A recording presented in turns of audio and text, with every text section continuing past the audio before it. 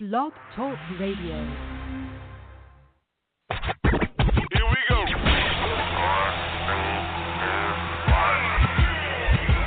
Blast off. This is True Capitalist Radio. True Capitalist Radio. I am your host, the man they call Ghost. The badass of business. Give him capitalism or give him death. That's it. Period. Broadcasting from his Skyline office studios in beautiful downtown Austin, Texas. You sound fruitier than a box of Fruit Loops, for Christ's sake. And now, he'll take it from here. Your host, the prognosticator of prognosticators, the man they call Ghost.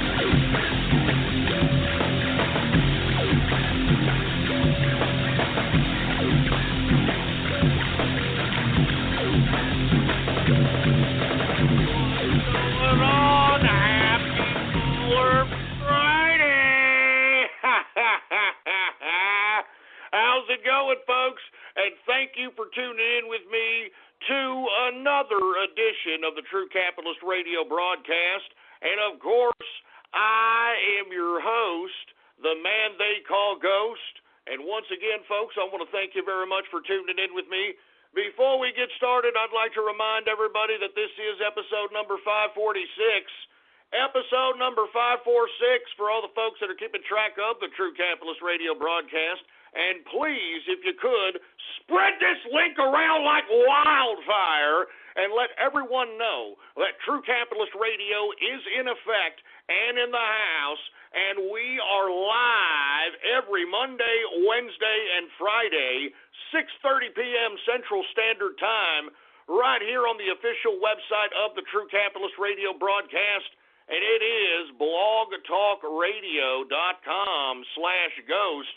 That's blogtalkradio.com/ghost. And, of course, if you have not done so, please follow me on Gab, the last bastion of freedom of speech and social media today. You can follow me under that social media under the name Politics Ghost. All one word, no underscores, folks. Politics Ghost is the name to follow. And, by the way, folks, if you want to be a part of the exclusive True Capitalist Radio chat room, what's going on? Happy Baller Friday to the True Capitalist Radio chat room. All you've got to do is go to my Gab right now and subscribe, baby. It's as simple as that. Go to my Gab, Politics Ghost, and subscribe, baby. It's as simple as that. We've got almost 100 people in the True Capitalist Radio official chat room. And once again, once you subscribe, go ahead and private message me right on Gab so I can give you the link to the True Capitalist Radio chat room, baby. What's going on to everybody in the True Capitalist Radio chat room? TCS, what's going on with El Don San Fernando, BN King, Soggy Taters? What's going on to Chellis? I don't know, Tucker Carlson. I don't know what Tucker Carlson is doing in there, but what's going on to Tucker Carlson? Danky Kang, what's going on to everybody in there? Once again, if you want to be a part of the True Capitalist Radio exclusive chat room, all you got to do, go to my Gab, Politics Ghost. I am verified. What's up, Fish? All you got to do is just subscribe. It's as simple as that, baby. Come on, baby. Anyway, with that being said, let's go ahead and discuss what we're going to talk about on this Baller Friday. That's right, folks. What we're going to discuss, and look, we're going to try to keep it brief. I know there's a lot of things going on in the news today, but I kind of want to let loose tonight. It's a Baller Friday. I didn't really celebrate Valentine's Day too much, so I kind of want to do that today, if you will. I might crack open a couple of brews. Now, I know that I said I've been trying to stop drinking and all this, yada, yada, yada. But it's goddamn Baller Friday, and if you know as well as I, us here at the True Capitalist Radio show, what we like to do is we like to use Baller Friday to look back on our week's labor, on our week's wages, on our week's capitalism, and bask in our success. And that's why we call today Baller Friday, to anybody who's wondering. So that's what I'm thinking about doing. And moreover, I will be kicking it in the True Capitalist Radio chat room tonight after the broadcast. So, we're going to be voice chatting, we're going to be partying, all that good stuff. So with all that being said, first hour, it's always cryptocurrency and stocks. You know, that's what the financial hour, you know that the first hour of True Capitalist Radio is always that. We're also going to talk about in the second hour, Robert Mueller, special counsel, has indicted 13 Russians for meddling in U.S. elections. Now, I find this rather eerie considering the fact that yours truly has announced a couple of shows, actually several shows ago, the operation that the True Capitalist Radio chat room, the Inner Circle, and the Capitalist Army is conducting themselves in, and that's none other than Operation Spilt Vodka, in which we, the Capitalist Army, and the people that are listening to this broadcast are going to get an account on Russia's favorite social media, VK.com, and basically go incognito as a Russian in that social media. I've suggested everybody gank profiles off of those Russian mail-order bride sites, pretend that you're one of these exotic-looking Russian women, and go on that goddamn social media site and sow discontent just like they did to our country. And let me tell you something right now, all you Democrats that have been feeding this whole goddamn Russia-Trump collusion initiative, that whole goddamn dream is over after today. I mean, this indictment that came out for these 13 different Russians and 2 Russian entities proves that this whole meddling into the elections went as far back as 2014, before Donald Trump was even a candidate. All right? I mean, this pretty much vindicates Donald Trump with any kind of Russia-Trump collusion. Now, what the hell is Robert Mueller continuing on with his special counsel? Well, you know as well as I, folks, that he's trying to find something. He's going beyond the scope of the actual investigation into Russia collusion, and he's going far beyond that, far beyond the jurisdiction that he was intended to investigate. And, folks, we all know that Robert Mueller's special counsel is dirty. I'm telling you, it's dirtier than a $3 whore on nickel night, boy. It is dirty! And why does the Robert Mueller investigation continue? I have no idea. It's been exposed, folks, that Robert Mueller's whole investigation, his whole special counsel has been compromised. Many of the characters that have comprised this grand conspiracy that utilized the institutions of the judicial branch, the Department of Justice, and the FBI as politicized weapons against Donald Trump has been proven, and not to mention these same characters ended up in the damn Robert Mueller special counsel. Do you understand that? I mean, this Robert Mueller special counsel needs to cease to exist at this point. This is a wild goose chase, and all they're trying to do is get Donald Trump on, for a lack of a better term, some trumped-up charge. And I can't believe that, we as the American people are still allowing this weaponization of our political institutions happen right before our very eyes. And we're going to talk about that in the second hour. We're also going to talk about how, folks, now that we've had this, what I deem a false flag operation in Parkland, Florida, at Stoneman Douglas High School, we now have all the Democrats in the world grandstanding out here. Haven't you seen these politicians now? Especially these Democrats, they're out here grandstanding, hollering about gun control. Now all of a sudden the tears and the emotion and all the garbage is coming out because it's politically convenient for the Democrats to do so.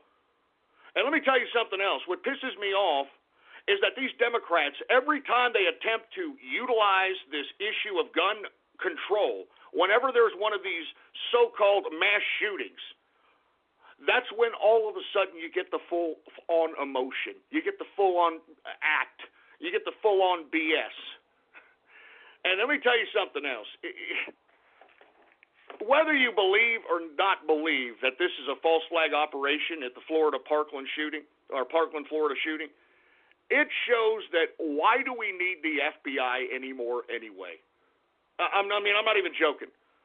Why do we need the FBI anymore anyway? We're going to talk about that extensively.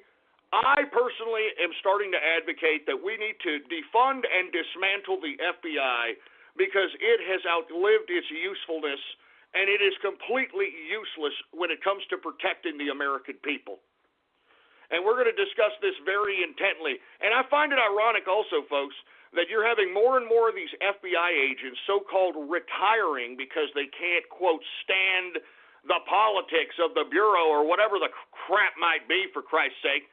But, by God, man, you know as well as I, these damn FBI agents that are randomly showing up at CNN, of all places, are now being used as propaganda mouthpieces, for Christ's sake. You understand? I mean, they are now being used as propaganda mouthpieces. I'm not even joking, for heaven's sake, man. Have you seen the latest FBI agent on CNN? I just have to say this. Have y'all seen that latest asshole? This guy, believe it or not, is on CNN, and he was doing this right after the damn shooting, supposedly breaking down and crying and saying, how much more are we going to take of this? How much are we going to... I mean, pure propaganda! Pure propaganda! And we're also going to discuss, folks, on whether or not... And I'm going to be completely honest with you, okay? I'm not even too sure what happened at Parkland High School, Parkland, Florida, Stoneman Douglas High School. But we're going to talk about how Florida specifically has been a hotbed of practice drills. I'm talking school shooting drills, office shooting drills. I mean, they are an epicenter. I'm talking the state of Florida of practicing these so-called realistic, real-life shooting drills. Okay? Now, we're going to discuss what I have found from my investigations into investigating into what is going on with this so-called realistic drill school shooting phenomena, especially out there in Florida. They have had an abundance of these, and we're going to discuss whether or not this alleged shooting at Parkland, Florida, Stoneman Douglas High School, whether or not it was a drill or whether it was an actual act of violence. Because, folks, there is a lot of discrepancies like we're seeing in most of these shootings. We don't know what the hell happened in the Las Vegas shooting. We don't know what the hell's going on with any of these things. It's just pure circumstantial bullcrap in which they try to pull off as the truth. And by the way, before we get into any false flags or anything to that nature, what did I tell you guys about what they do to these shooting sites from now on? What did they do to Sandy Hook? They tore it down. What did they do to the Pulse nightclub? They tore it down. And by God, what did they announce that they were going to do with Stoneman Douglas High School? They announced they're going to tear it down. 2 days after the damn shooting, they're going to tear it down. You got to tear down that evidence, boy. They got to tear down that evidence because let me tell you something. In my personal view, when you have somebody going into a high school with an AR-15 and he pulls the fire alarm and has a whole hallway full of children, or teenagers, I should say, and you got an AR-15, I mean, with all due respect, I think that there could be a lot more body chopping going on with an AR-15 with a hallway full of bodies than the 15 dead, 17 injured, which equals 32, just FYI. But either way, I think that it would have caused a lot more damage. And moreover, folks, I never see any massive amounts of blood as it relates to these massive shootings. You know, 10 people dead. 15 people dead. This many people dead. I don't ever see the amount of blood that would entail such a massacre. Moreover, I was questioning the police in the whole scene. It's your typical scene. They do this all the time. They did it at the Pulse nightclub. They did it at the goddamn Sandy Hook. They did it over here at this Stoneman Douglas High School. A bunch of cops standing around, not doing anything. I mean, I saw footage of SWAT team using a goddamn golf cart, for Christ's sake. They're using a golf cart! So, folks, in my personal view, I just think that this was a drill, and the students don't even know whether or not it was real or not. And I'm going to give you examples, folks, and I've got links, and we're going to talk about it in the second hour. in which there has been a plethora of drills that have gone on in Florida schools, both all three, elementary, middle school, and high school, in which no one had any idea that the drill was happening. In fact, many of the teachers and students thought it was an actual real shooting. There's been many instances happening in Florida specifically.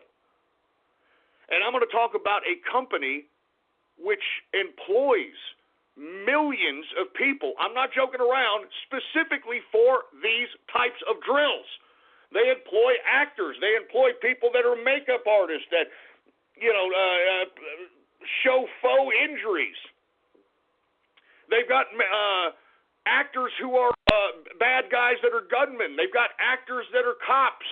They've got actors that are ambulances. I'm not joking, folks. We're going to talk about this extensively in the second hour. I hope that you're here with me because it's going to open your eyes. I'll tell you that right now. You're going to be like, what?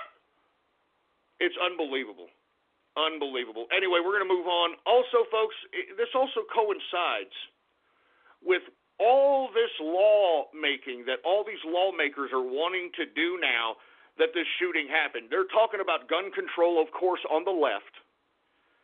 But you know what else they're talking about, folks? They're talking about, and I've heard psychologists interviewed on mainstream media outlets say this, they're talking about banning gun sales to anyone who has any kind of mental disorder or who has taken psychotropic drugs in their life. Now, this is a double-edged sword, and we're going to talk about this in the second hour, because although I may instantaneously agree that I don't want anybody that has taken psychotropic drugs having any firearm in their possession, okay? Nor do I want anybody who is mentally ill to have firearms in their possession. But once we start going down this road, and once we start letting this genie out the bottle, then all of a sudden it's going to be the gun control ban from hell.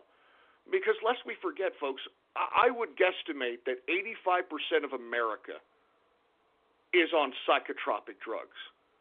And if they're going to ban people from purchasing guns because they have a history of intaking psychotropic drugs, then this is an instantaneous way to implement gun control without having to implement gun control. And this, I'm telling you this right now, there's serious talk about this, and guess what they're also talking about, which is also going to hit all of you peeps on the internets right in the craw. They're talking about violent video games being another source of why you've got these young people being completely emotionless when it comes to violence. So as a result, folks, you've got all these lawmakers out here, all these politicians wanting to use this tragedy as a means to implement more and more totalitarianism upon us. And we're going to discuss this, man. We're going to discuss this intensely, okay? Also, considering that I've always suggested that the mainstream media was nothing more than a propaganda wing for the CIA has come out and openly admitted it. They are arguing that the American public cannot see classified information that it gives to, quote, credible journalists. And you see, folks, this is why Cuomo, remember when he started making that ridiculous claim on CNN that only journalists were legally allowed to view the WikiLeaks documents that were released on wikileaks.org, and that journalists had this special privilege to be able to see these types of documents and the American public didn't have the right to do so? Well, here you've got the CIA openly admitting it. All right, we're going to discuss it very intensely. I also gabbed an article about this, just in case you folks want to read about it more intently. But they want to only release classified information to trusted journalists, while withholding that same information that they're given to journalists who are going to write their own spin on it. They don't want the American public to know about it. This is actually a court proceeding. That's why the CIA is coming out and openly admitted it. This came out the mouth of a CIA lawyer, for Christ's sake, in a motion that was filed in New York federal court. Hi, I'm a helpful Southern California Honda person, and recently we've been doing random acts of helpfulness, like repairing a family's home after a water leak, helping pay for a wedding, and surprising a deserving child with a birthday party at the LA Zoo. And during the Honda Dream Garage Spring event, we can help you too with a great deal on an award-winning Honda, like the all-new and completely redesigned Accord, the 2018 North American Car of the Year. Click the dealer locator link to find a dealer near you, and go to SoCalHondaDealers.com to suggest a random act of helpfulness for someone you know. I mean, and in the court documents, it said that the CIA claimed that limited disclosures to reporters do not waive national security exemptions to Freedom of Information Act requests. So, I mean, do you understand what's going on here? The CIA, through this action, through them admitting this in a court of law, they are saying that journalists, these same people that are on the mainstream media, these talking heads that are slanderously lying and libelously lying to us on a consistent basis, that they have a special privilege to be leaked classified information, and the United States people don't have that right. What did I tell you? I told you the mainstream media was nothing more than a propaganda wing for the CIA. I told you. I mean, take a look at the main talking head for CNN. I mean, Anderson Cooper, for Christ's sake. I mean, why don't you take a look at this guy? Aside from him not being, his last name not really being Cooper, he's a Vanderbilt, okay, first and foremost. And secondly, folks, he was recruited by the CIA as he was in college. And he doesn't make this any kind of a secret either. And folks, once you're in the CIA, you're always in the CIA. Once you do anything for the CIA, you're always in there, and they're always going to ask something of you. And if you don't do it, well, then, by God, off with your life. Your life is over. It's gone. So that's why I keep telling you, folks, that do not believe these liars, these paid liars in the mainstream media. I mean, they are there to completely lie to you and deceive you and to basically carve the narrative into what you're supposed to believe. And we can no longer do that. That's why I encourage everybody to not use one source for your news and information. This is the internet, man. Use plethora of sources. Don't assume just because some talking has said something. That's why the credibility of news is very sacred in today's world. And that's why every time I conduct a broadcast, I give you the straight political dope whenever we're discussing politics. Because there's nobody out here that's actually telling the unadulterated truth. And I'm talking the real truth. I'm not talking the fake news slant. I'm talking the truth. Anyway, aside from that, we're going to talk about how the CIA is arguing that the American public cannot see classified information it gives to, quote, credible journalists. But we're also going to talk about in the second and third hour, the president plans on reforming the food stamp program. I told you all this was coming. I told you all this was coming for years, for Christ's sake, man. And thank God we've got a capitalist president in the White House that's finally asserting some capitalist dominance out here. Now, what the president is planning on doing, folks, instead of going out and giving people a blank check every month to go out and spend on whatever the hell they want to, and folks, let's be honest, ever since we had this raise in food stamps during the Barack Obama administration, poverty took a different turn for the ridiculous. And, you know, this is why I don't feel sorry for the po in America. I'm sorry. I don't feel sorry for the po in America. Because I challenge you, folks, go to any impoverished area in your town and go to their supermarket and take a look at all the fat, obese people that are waddling around out there. Do you understand? Now, how the hell do poor people get fat? That is the most stupidest crap I've ever heard in my life. Poor people getting fat? No wonder people hate America. Good God! And you know, you got these apologists out here for these idiots that are in these impoverished parts of town that are fat in the ass. You actually have these apologists that'll suggest, well, Ghost, they're just eating bad food. If they had better food, they wouldn't be getting fat in the ass. Well, what the hell was that whole initiative by that first tranny, the supposed wife of Barack Obama, Michelle Obama? What the hell was that whole health food initiative that stupid tranny was shoving down our throats like it was her schlong head? What the hell was that about? I'll tell you what that was about. It was about emphasizing to all these hipster liberal assholes who are now emphasizing veganism and drinking soy milk and, you know, all this health crap. It was a call to them to go out and purchase massive amounts of fruits and vegetables. It wasn't for the Po to do it. It was for them to do it, because you know what was a consequence of the initiative that Michelle Obama put for fruits and vegetables? It was a rise in fruits and vegetable prices. And you see, even if the Po in America, with their little once-a-month food stamp payment, they weren't going to get the amount of food that they would get, because remember, they're poor, they're hungry, right? And it's free money. Because the rise in fruit and vegetable costs were so high, the poor in America weren't going to use their goddamn food cards for that. And not to mention, there was no limit on the food card for them to be exclusively buying that. And as you can see, folks, go to all those impoverished supermarkets in whatever part of town you live in, or whatever town you live in, and take a look at all those frozen food aisles, baby. Take a look at all those frozen food aisles, all that processed crap, and take a look at all those people who are collecting food stamps and welfare, load up their goddamn baskets on that garbage.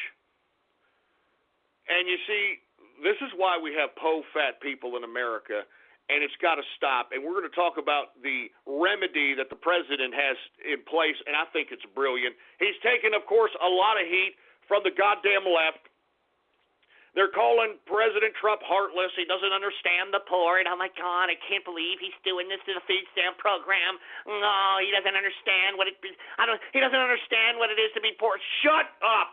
We need something to be done to these poor fat people, because they sure as hell ain't going to get on a goddamn treadmill. They sure as hell ain't going to put the fork down. We got to force them to put the fork down, all right? And I like the initiative that's being put forth by the president. I really appreciate it, all right? Anyway, last but not least, folks, we're going to talk a little bit about how Secretary Rex Tillerson, Secretary of State Rex Tillerson, said today that the U.S.-Turkey relations are in a major crisis at this point. And, of course, this stems from Turkey's military operations in Syria, in which they are in a military operation in the city of Afrin, which is a hotbed of Kurdish forces, which the United States arms and backs up to a certain capacity. And as a result, Turkey is they're not in a very good mood, let's just say that, because we continue to back up the Kurdish opposition. And the Kurds, well, let's be honest, they've been conducting themselves some military terroristic operations within the country of Turkey. There's been at least 3 or 4 bombings in Turkey, last year? And, of course, the PKK, which is an offshoot of one of the Kurdish groups, took credit for that terrorist bombing, for those terrorist bombings. There were several of them. And this is why Erdogan's Turkey is justifying the military operation in Syria in Afrin. Now, because of this military operation in Turkey, the relations with the United States and Turkey is getting into a dicey situation. I mean, we could potentially be fighting each other in this theater of combat in Syria. Now, what's really bizarre is that Turkey is not only going after the Kurds in this military operation. We have heard at least several times from Erdogan, Turkey's leader or head of state, that he wants Bashar al-Assad to be removed as the leader of Syria. You know? I mean, and it's just confusing because you've got Turkey and Russia that are supposed to be somewhat allies. I mean, they signed an arms deal several months back in Sochi. I have no idea what the hell's going to come of this because lest we forget, Russia, if it hadn't have been for them, Bashar al-Assad would be history by now. So you got Turkey coming in. They're trying to get rid of the Kurds. They want to get rid of Assad. We're in there. You've got Iran in there. You've got Russia in there. Now Turkey. You've got Israel now bombing in there. You've got France considering taking a few shots at Syria. So it's getting weird, for Christ's sake. Anyway, and if there's any more time after that, we're going to do a little bit of a free format Baller Friday show until Radio Graffiti. If there's any more time after that, folks, we're just going to try to unwind and that sort of thing, all right? Because, goddamn it, Baller Friday, baby! And I hope that you're enjoying your Baller Friday here. Now, we've got that all out of the way. Let's go ahead and talk a little bit of cryptocurrency and stock talk, folks. All right, now, what did I tell you, folks, that once we saw this contraction happen a week or two ago, to everybody, hold tight, everything's all good. If you have extra liquidity, go ahead and have a buying field day. Every time there's a contraction, that's when you want to start buying, baby. You understand? That's when everything is on sale. And we've had a lot of money come back to the cryptocurrency market, to say the least. Remember, during the last contraction, the market cap for cryptocurrency went down to about $270 billion for the entire cryptocurrency market. Well, folks, today, right now, the current market cap looking very, very nice. More money's added to the market each day. We're bouncing back. Market capitalization right now for the entire crypto market is $486 billion market capitalization. So looking pretty good. Now, we're going to go ahead and cover some cryptos here. We did see a slight pull-up in Bitcoin, so let's go ahead and get to it. If you want my personal opinion, I think this slight pull-up is nothing more than wishful thinkers because, once again, there's a bunch of alternatives to Bitcoin that blow Bitcoin out of the water. All right, the transaction fees for Bitcoin are ridiculous. The transaction times are a joke. And to be honest with you, the only reason people are continuing to invest in Bitcoin is because it was the first kid on the blockchain. No pun intended. So let's go ahead and cover Bitcoin, BTC. Current market capitalization is $172 billion in market capitalization. The circulating supply is 16.8 million in circulation. Now, in the past 24 hours, it has gone down slightly, 0.10%. The current price for Bitcoin, symbol BTC, $10,218.30 per Bitcoin.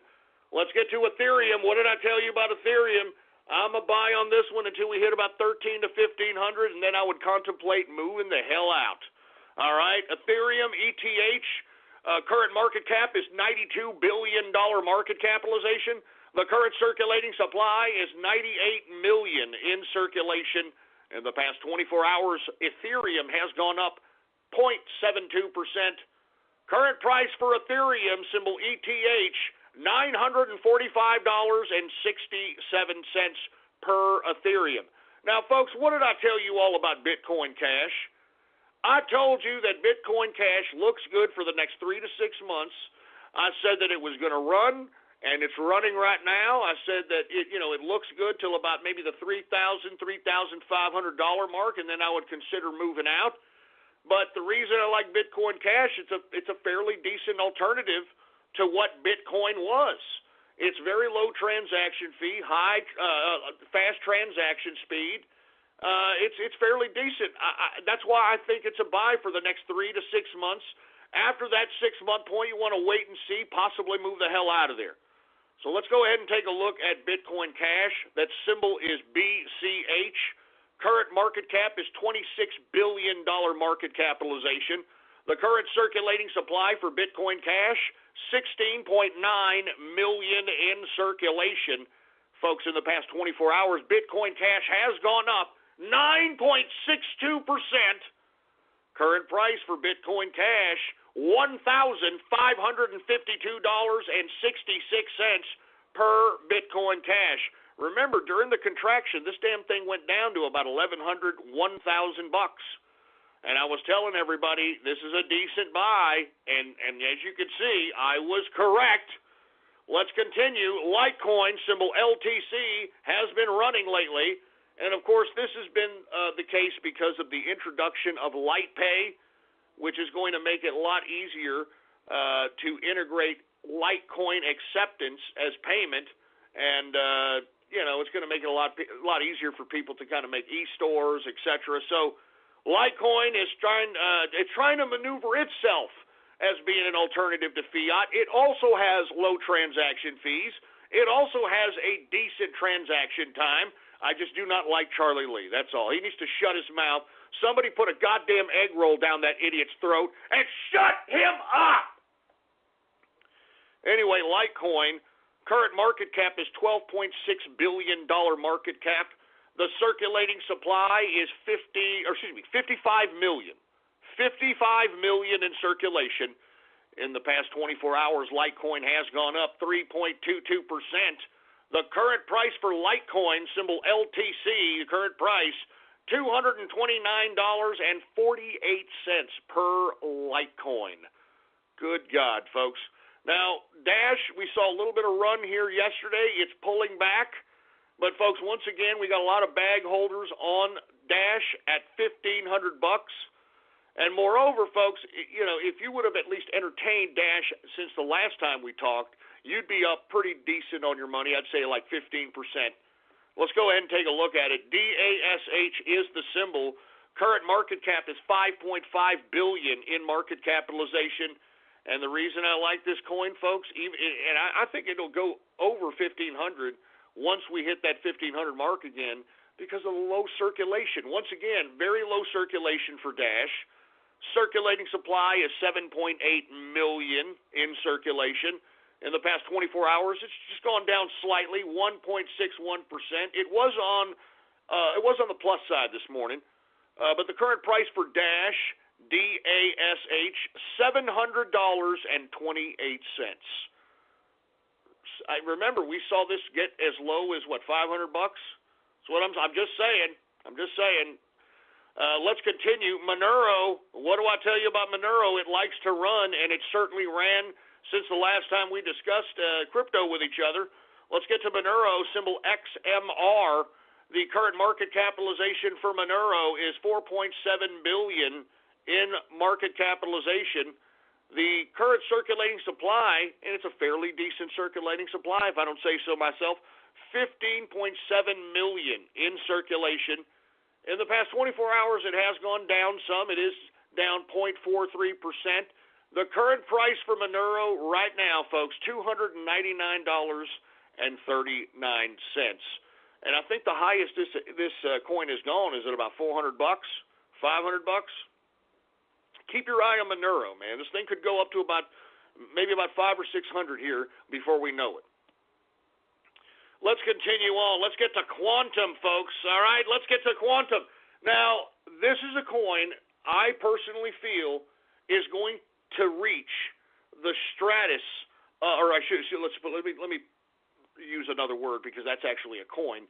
It's going to hit the strata of Ethereum, in my personal opinion.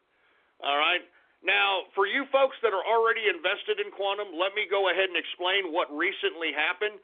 We had an airdrop of BOT, that's right, Bodhi, for every 100 Quantum you are staking in your Quantum Core wallet, you get 4 Bodhi. And all you've got to do, folks, is download the latest version of the Quantum Core wallet. Make sure you do have the latest version. All right. And secondly, you just need to add tokens. You go to the little tab that says QRC tokens, and what you do is you go to the contract addresses of the QRC20 tokens, which is the quantum-based token, and you put the contract address in the contract address bar, and then assign a given address for that given token, and go ahead and confirm.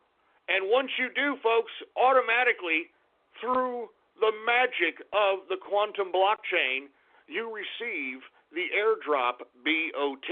And not to mention, there are many different airdrops that are going to be happening for Quantum, folks. there's actually a new airdrop that's actually going to be airdrop from space. That's right, folks. We talked about it. Quantum sent a node into space, and they're going to be airdropping.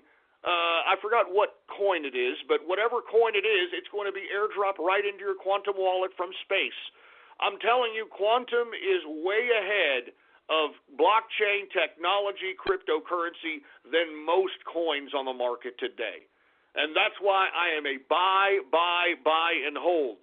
And aside from Quantum going up in value, I mean, all this free money from all these airdrops, from all these coins that are made out of the cryptocurrency token of Quantum, I mean, it's just free goddamn money, man. Free money. And on top of which, you've got proof of stake. So all you have to do is have your Quantum in your Quantum Core wallet, and because you're staking your coins, the Quantum network will reward you with Quantum for holding Quantum. So, I mean, there's just so many reasons to purchase this cryptocurrency and buy and hold long-term investment, even at these prices. You've got bag holders at about $110 on this coin. I think that this is going to go way beyond $110. At the very minimum, by the end of the year, this coin is going to be worth at least $500.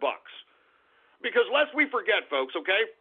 If you take a look at the trajectory of the chart on Quantum, it looks eerily similar to what happened to Ethereum. Ethereum, in April of 2017, which was not that long ago, in April of 2017, Ethereum was $40. Ethereum was $40. And to be honest, folks, Quantum, it's got better smart contract technology. It's got better tokens. I mean, it can literally upgrade the blockchain without having to hard fork. I mean, the technology is way superior than Ethereum. As a matter of fact, I don't know if you've heard about this, but one of the lead developers in Ethereum has quit the development team because he doesn't want to, quote, be liable, whatever the hell that means. And you know what that means to me? That their technology is inferior. So that's why I am a buy on QTUM. All right, that's the symbol, QTUM. Current market capitalization is $2.4 billion market cap.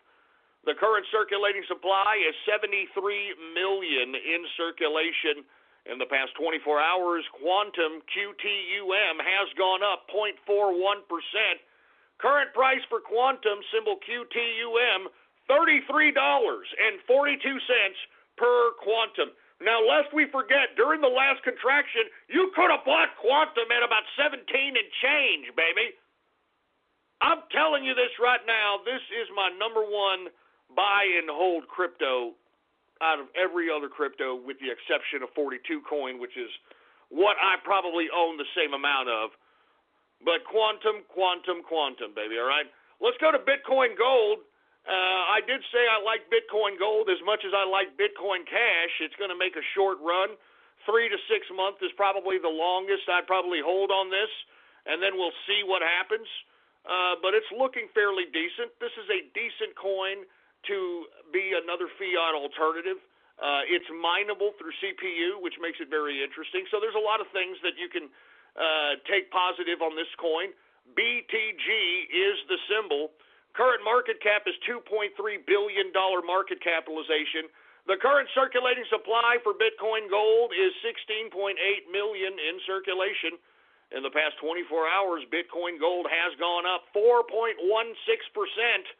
Current price for Bitcoin Gold, $140.96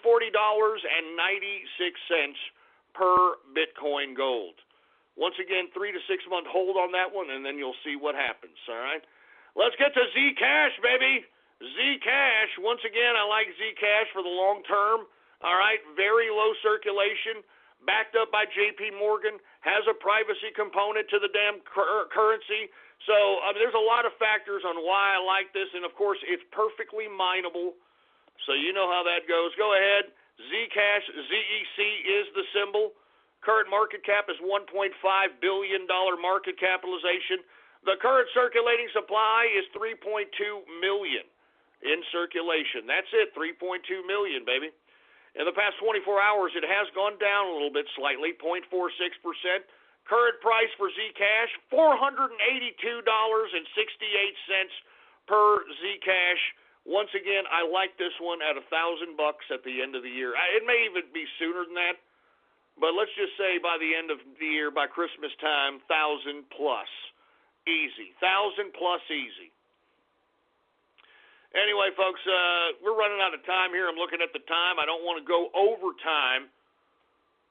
So what we're going to do is we're going to go ahead and go right to 42 coin and then move on to the stocks. Let's go ahead and get to 42 coin. For you folks that are unaware, 42 coin, myself and the Inner Circle are the official spokespeople of the coin. We are major stakeholders in this coin, and once again, it's a great long-term investment. It's a hedge against contractions, and it's a great way to swing and pattern trade. I mean, take a look at those swings, like I said, all the time. Let's get to 42 coin, symbol 42. Market capitalization is $3 million market capitalization. And, of course, the circulating supply for 42 coin is just 42 coins. Now, in the past 24 hours, it has pulled back slightly, 3.95%. But, hey, the current price for 42 coin, $72,737.80.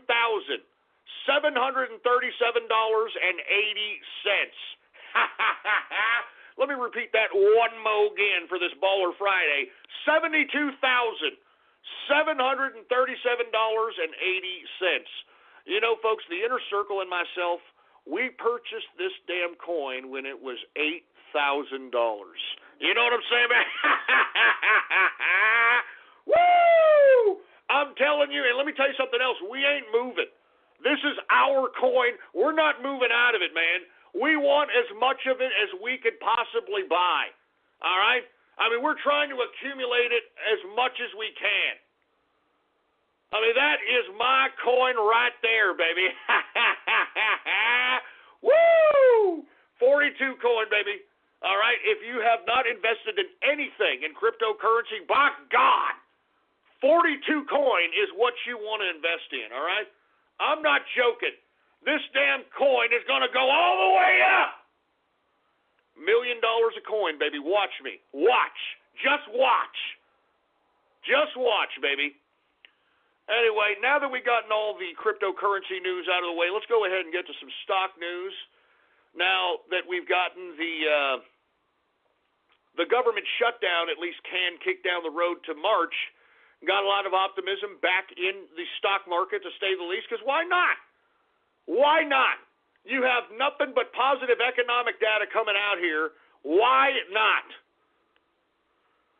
I don't know, Heinz didn't, if you're a Heinz ketchup investor, you probably weren't very happy today. They didn't really do very well. But other than that, I mean, I'm bullish once again. Unless we have another government shutdown, unless in March these damn Democrats, if they decide that they're going to utilize illegal immigrants again to hold the American people hostage with this budget, I mean, we can't stand for this anymore. I mean, it was the Democrats and their government shutdown that cost a lot of money in the stock market. Remember, we went down, 1,500 points in 2 days? And that was a direct consequence of the Democrats shutting down the government. Because what happened? When the government shut down, the people who traditionally purchase our debts, which are bond investors, they weren't there to purchase bonds when we needed them to purchase bonds. So what did the Treasury Department have to do? What did the Department of Treasury have to do? They had to raise bond yields to attract investors so that they could purchase our debt. And the result of that is a negative one on the stock market, to say the least. And we've talked about why it was and everything. But now that we've had all that kicked down the road, we're seeing some positivity in the stock market here. Let's go ahead and get to the Dow Jones Industrials. It is up 19.01 points, a percentage increase of 0.08%, closing out the Dow Jones Industrial at 25,219.38 points for the Dow Jones Industrial. Once again, what did I tell you? I am bullish on the Dow Jones Industrial, folks. I mean, if you want to invest in the stock market, I strongly advise, especially you bear investors, high-yield dividend blue chip stocks. So what you want to do is you want to look for blue chip stocks. Blue chip stocks, of course, is anything in the Dow Jones Industrial. Let's put it that way. And you want to look for those that have a high-yield dividend, because what that means is for every stock you purchase of that high-yield dividend stock, for every stock you get paid a certain dividend every quarter for every stock that you have. So you're getting paid to hold the stock. So even if you're value investing, meaning that you're just saving $200 a month, and every month you're going to put $200 in whatever blue chip high yield dividend stock. After about 5 years, folks, you're going to accumulate a hell of a portfolio in that given stock, first of all, and you're going to make dividends every quarter. Every quarter. So that's why I am strongly advising everybody, if you are an investor in the stock market, that's where you want to go right now. And even if there's a pullback in the stock market, you're still going to be getting paid yields, dividends. I mean, even if the value of the stock is lost, you're still going to get paid dividends.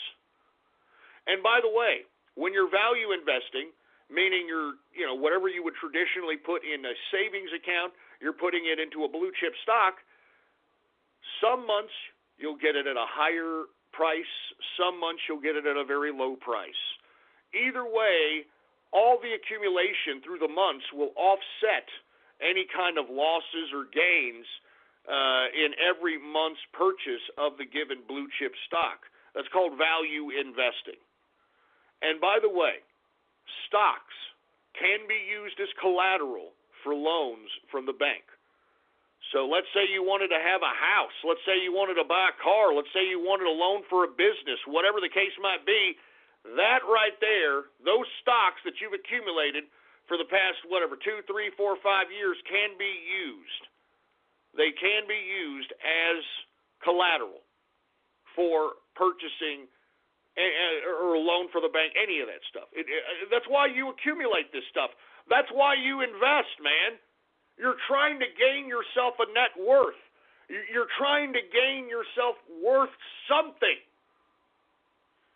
Anyway, let's get to the S&P 500, all right? S&P was also up today 1.02 points, a percentage increase of 0.04%, closing out the S&P at 2,732.22 points for the S&P 500. We've got the NASDAQ. It was down today.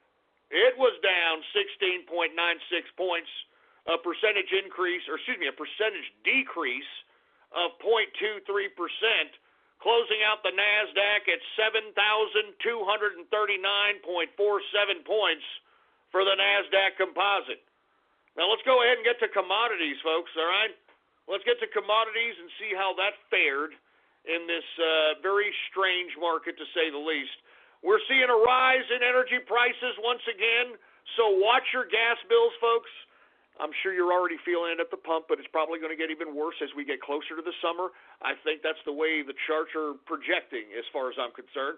So let's go ahead and take a look at energy. WTI sweet crude, which is the oil that's consumed by America, folks. That's the difference between WTI sweet crude and Brent crude oil. Brent crude oil is consumed by the European nation states, by Australia, etc. The United States exclusively purchases WTI sweet crude, all right? That's the difference. So WTI, it is up today 34 cents, a percentage increase of 0.55%, closing out WTI at $61.68 per barrel of WTI sweet crude. We've got Brent crude also up today, 51 cents, a percentage increase of 0.79%, closing out Brent crude at $64.84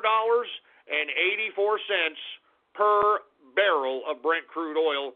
We've got gasoline futures up 0.87%, 0.87% increase. Natural gas is down 0.85% decrease. Heating oil is up 0.99% increase.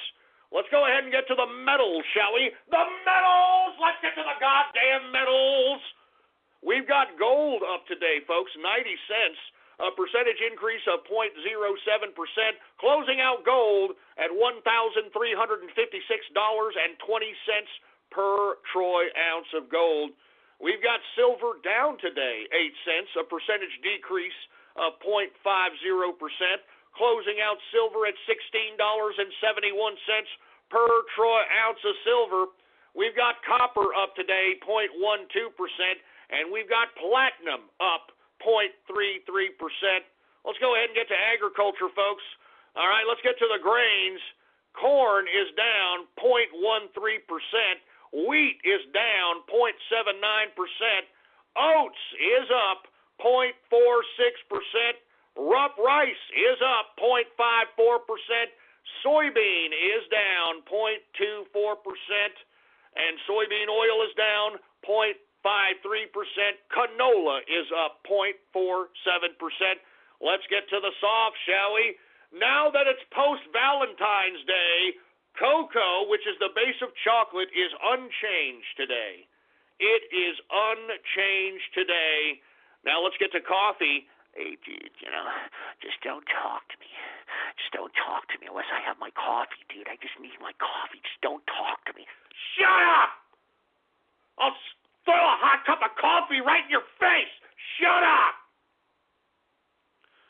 Anyway, we got coffee down today, folks. It took it on the teeth, to say the least. Coffee is down 2.98% decrease for coffee. Good God! We got sugar. Sugar is down also 1.70%. Good God. We've got orange juice futures going up. What did I tell you about those orange juice futures? We saw a little bit of freezing weather out there in Florida. And whenever we see Florida freeze, those damn oranges are going to be, or at least a good portion of them, are going to be damaged crop, which will provide scarcity in the orange juice market. All right, so I'm just saying, we're starting to see that now. Orange juice is up 1.56% increase for OJ. Let's get to cotton. Cotton is also up 0.51%. Lumber is up, folks. All right, 1.42%. And it seems people are still using prophylactics post-Valentine's Day, because take a look at rubber. Rubber is up 0.77%. Ethanol is down 0.13%. Let's go ahead and get to livestock, shall we? We've got live cattle. It is up today 0.31%. Cattle feeder is down today 0.07%. And lean hog is down, folks. It is down.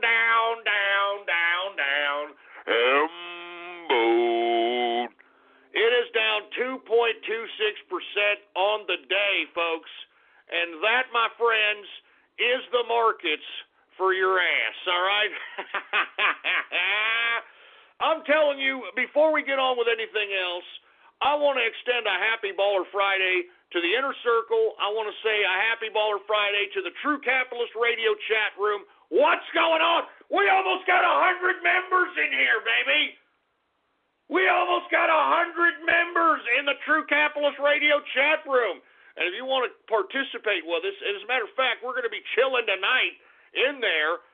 If you want to go ahead and chill with us tonight, baby, go right now to my Gab, right now, Politics Ghost, all one word, no underscores, and subscribe, baby. It's as simple as that. Subscribe.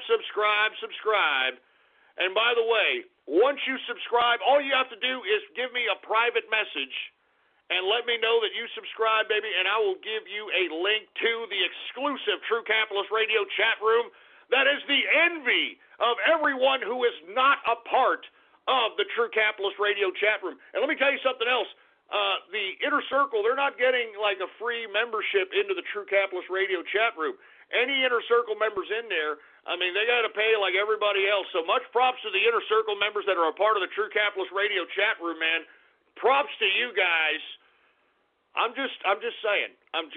Anyway, with that being said, it is a Baller Friday. I do have beer here. Look at all this freaking beer here. But you know what I forgot? I forgot a goddamn glass. So, you guys are going to make me leave the office here, all right, and go get a goddamn glass over here, for Christ's sake. I can't believe this crap. I mean, good God. I got to be quiet over here because we got Mrs. Ghost doing something. She's probably cooking some food or something, probably trying to make a recipe, something. Got my goddamn glass out here. As you can see, a big echo, because we got a big-ass house, baby. You understand that? I'm telling you, folks, that's why I'm down here in San Antonio. You can live like a goddamn king out here for not that much money, man. I mean, if you've got $250,000 in your bank account, you can live like a millionaire out here in San Antonio. I'm not even joking around. I'm not kidding. I'm not kidding around. Anyway, and yes, I took the mic with me. I got a wireless mic, baby, of course. I can move around. I can do things, for Christ's sake.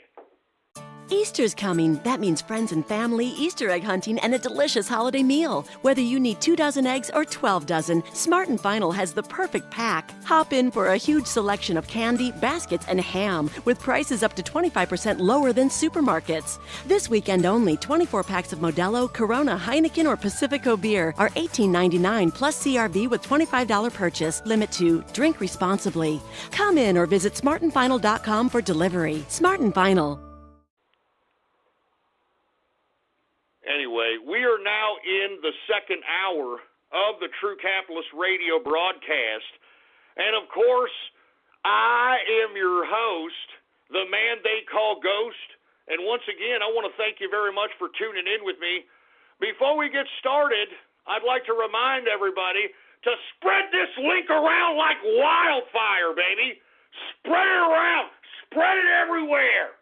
And let everybody know that True Capitalist Radio is in effect and in the house, and we are live every Monday, Wednesday, and Friday, 6:30 p.m. Central Standard Time, right here on the official website of the True Capitalist Radio broadcast, and it is blogtalkradio.com/ghost. That's blogtalkradio.com/ghost. And, of course, if you have not done so, please follow me on Gab, folks. It's the last bastion of freedom of speech and social media today. You can follow me on there under the name Politics Ghost. All right, all one word, no underscores. Politics Ghost is the name to follow.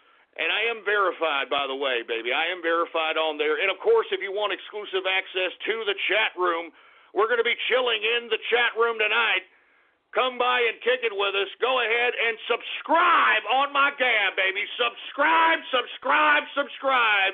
And by the way, you'll be helping out the show too, all right? Aside from getting into the True Capitalist Radio official chat room, baby, we also you'll be supporting the show, man. This is independent media here.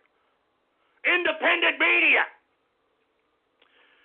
Anyway, with that being said, before we start taking shout-outs, because I know you idiots are going to piss me off, y'all are going to try to ruin my Baller Friday, and I'm trying to have a decent Baller Friday here, guys, all right? I had to do a show on Valentine's Day. I didn't have a decent Valentine's Day with Mrs. Ghost because I was too busy doing a goddamn show. So what I'm going to do now is I'm going to be having a decent goddamn Valentine's Day Friday night, Valentine's Day goddamn weekend, and I'm going to get some goddamn beer. Get that damn beer, boy. Woo! It's drinking time, boys. All right, it's drinking time. And let me tell you, I know that there's a lot of you that are concerned about me and that are saying, Ghost, you're tending to sound like a little bit of an alcoholic. Look, folks, all right, I'm not an alcoholic, all right? I'm a connoisseur. All right? I'm a connoisseur. If I was an alcoholic, I would be drinking just grain alcohol. I would be drinking the cheapest rot gut garbage that I can possibly find. Folks, this German beer that I buy here, it's like $25 a 12-pack now, all right? $25 a 12-pack. All right? And you times that around like 6. 25 times 6. All right, that's pretty much that's my beer. That's how much I spend on beer every week. All right, and you want to know something? If I could not get the best, I won't drink. You think I'm going to drink some Kentucky Fried Chicken piss that they're giving out for domestic beer? I'm not drinking that crap. I'm drinking the best of the best, for Christ's sake, man. Good God, let me pop open this freaking beer. Goddamn right here. Let's go ahead and pour this son of a bitch on this Baller Friday. Oh, yeah. I hope that you're kicking back with me as well, folks. It doesn't have to be an alcoholic beverage. Just as long as you're kicking back with me on this Baller Friday with your favorite vice. It could be a bowl of ice cream. It could be a sody pop. Or it could be one whole pie and one fork. It doesn't matter as long as you're basking in the success of you being a capitalist this week. That's what we celebrate every goddamn Baller Friday, baby. That's what we're doing. That's why we say Happy Baller Friday. We're basking. We're basking in our success.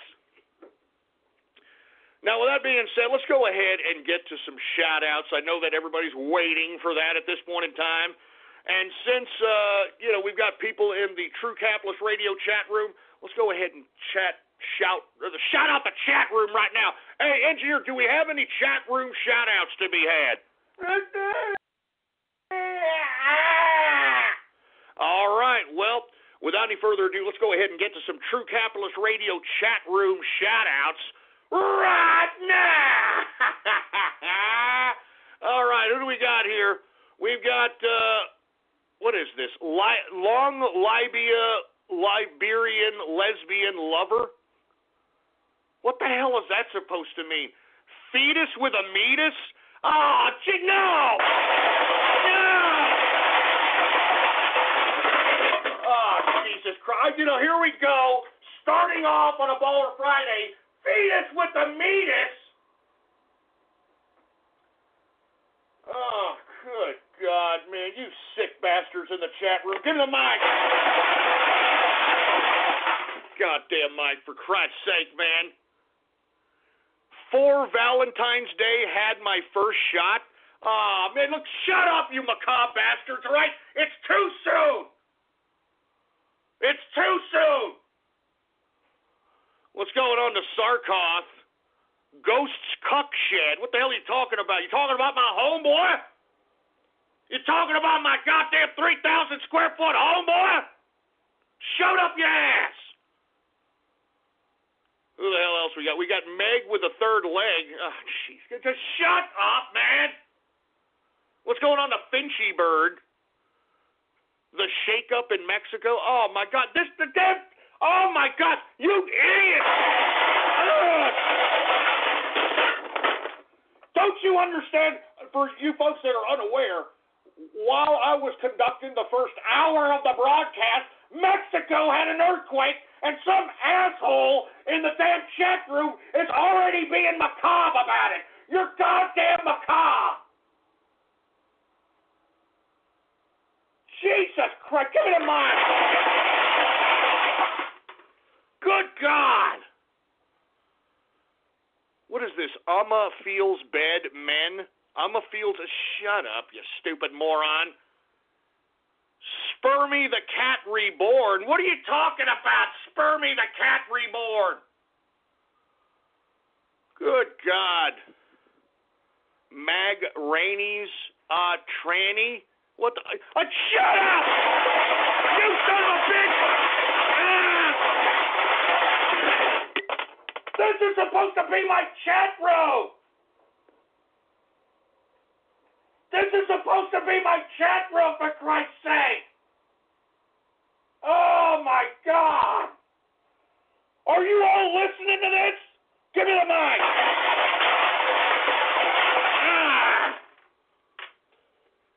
And look at this Donald Duck with a nip tuck. Are you kidding me? Oh, my God. What's up to SPC Shekels? What's up to BN King? What's going on? What's up to Black Star? What's up to Andrew? What is this? What is this? Columbine's Valentine's Day edition? Shut up! We got Paul Joseph Watson. Is that the real Paul Joseph Watson? Hey, engineer, do we have a Paul Joseph Watson in the True Capitalist Radio chat room? I hope it's not the real Paul Joseph Watson, for Christ's sake. If it is, give him his money back and kick him out. Kick that goddamn InfoWars asshole out of here. Son of a bitch. Who else do we have here? We got PT Stocks in the house. We've got Shake and Bake Mexico. Shut up about that crap, for Christ's sake. What's going on to the tipper? And look, there's another Spermy the Cat. What's up with Spermy the Cat? I thought we got rid of that jerk dick.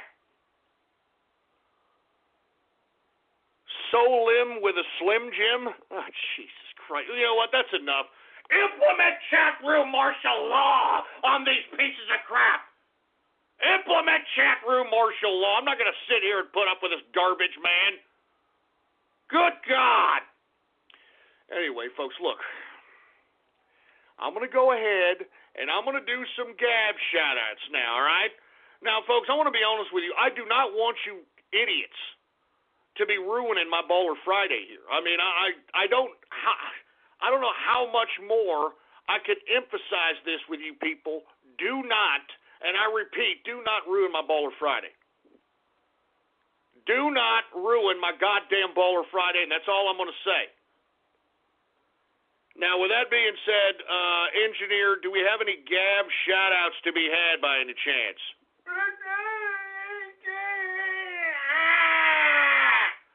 All right, for you folks that are unaware, all you've got to do to get a Gab shout-out is go to my Gab account right now and like the Gab post that states, Happy Baller Friday!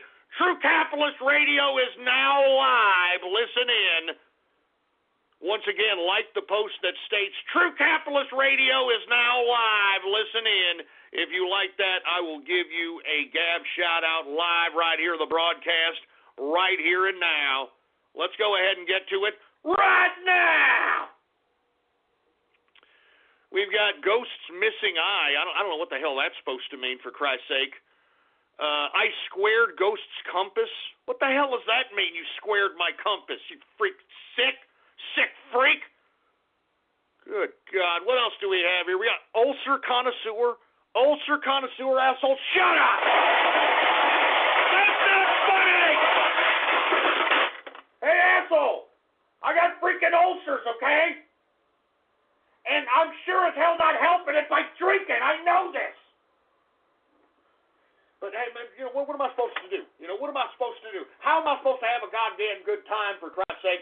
I mean, you gotta booze every now and then. You understand what I'm talking about? You gotta do a little bit of boozing, especially on a damn Baller Friday. Give it a mic.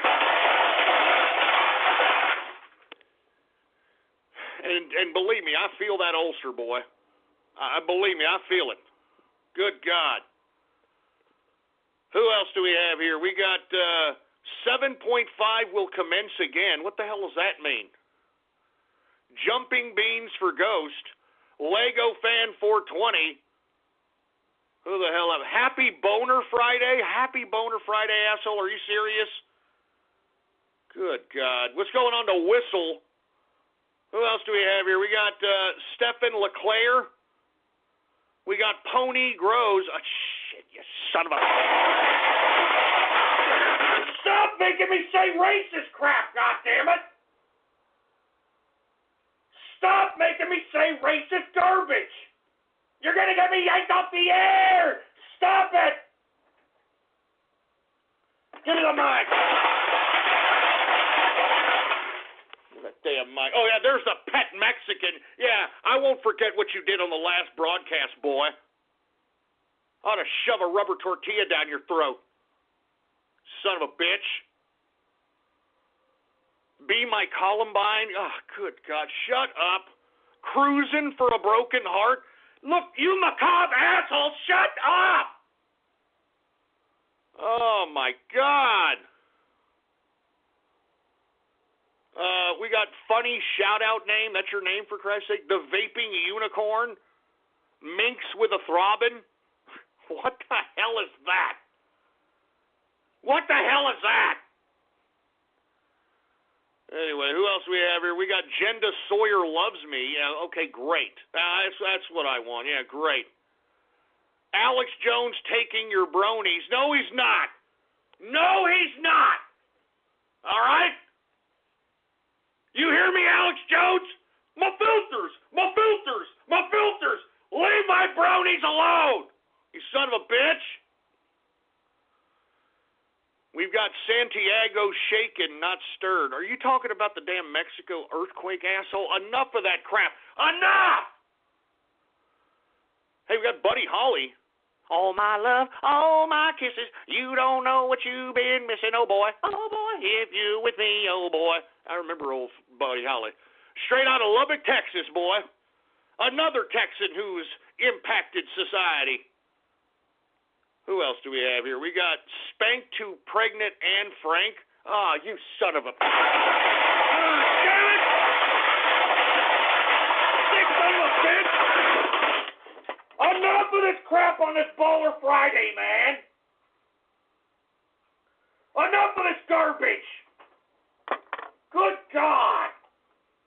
First, my True Capitalist Radio chat room, now Gab shout-outs, man! Sick sons of bitches, man. You people are sick, man. You're sick. Give me the mic. You're freaking sick. Look at this. Bronies for Alex Jones. No, shut up. The bronies are with me. Did I really say that? For Christ, Jesus Christ. Did I really just say that? God damn it. God damn it, Alex. You see what you're making me say? You pot-bellied New World Order, reptilian, cock-sucking bastard! Excuse my French, but do you see what you're making me say, Alex? God damn it! God damn it! Oh, my God. You know what? I'm done with this damn crap. Let me the mic! You know what? I'm done with this whole goddamn freaking Gab shout-out, chat room shout-outs. I'm done with all the shout-outs. Look at what they've got me saying now, for Christ's sake. And shut up in the chat room. I'm not a brony. I'm not a goddamn brony. Shut up. Shut up. Shut up. I'm just a little pissed off that my filters over here is trying to move in. It's bad enough that this son of a bitch is ripping me off. Now this guy is going to come after the brodies? Son of a bitch. I'm telling you, Alex, stop ripping me off, boy. Stop ripping me off and stop ripping me bronies off. Stop ripping me bronies off. All right, I've had enough. All right, give me a goddamn break. I need some freaking beer, for Christ's sake, after Alex Jones made me say that about bronies, for Christ's sake, man. You made me say it, Alex. You super male vitality chugging piece of reptilian, God-loving garbage.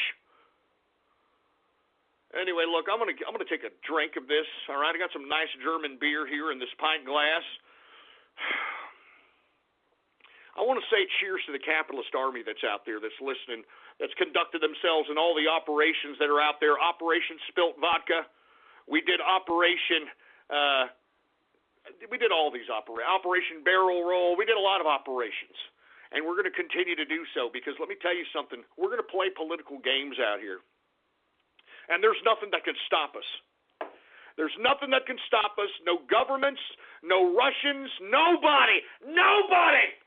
We are now politically aware, especially everybody that listens to this broadcast, and there's no way that you're going to stop us any longer. You're not going to pull the wool over our eyes any longer. You're not going to sit here and tell us lies and have us nonchalantly believe in it, for Christ's sake. We are the capitalist army, and I want to say cheers to you all. Cheers to all of you, for Christ's sake. Oh, my God, right when I did that, look, shut up! Shut up, look at my gab, check out my gab. They got Alex Jones hanging out at BronyCon. God damn it! Look at my gab. Check out my gab. Screw you, Alex. Screw goddamn son of a bitch is coming after my bronies. Leave me bronies alone. Give me the mic.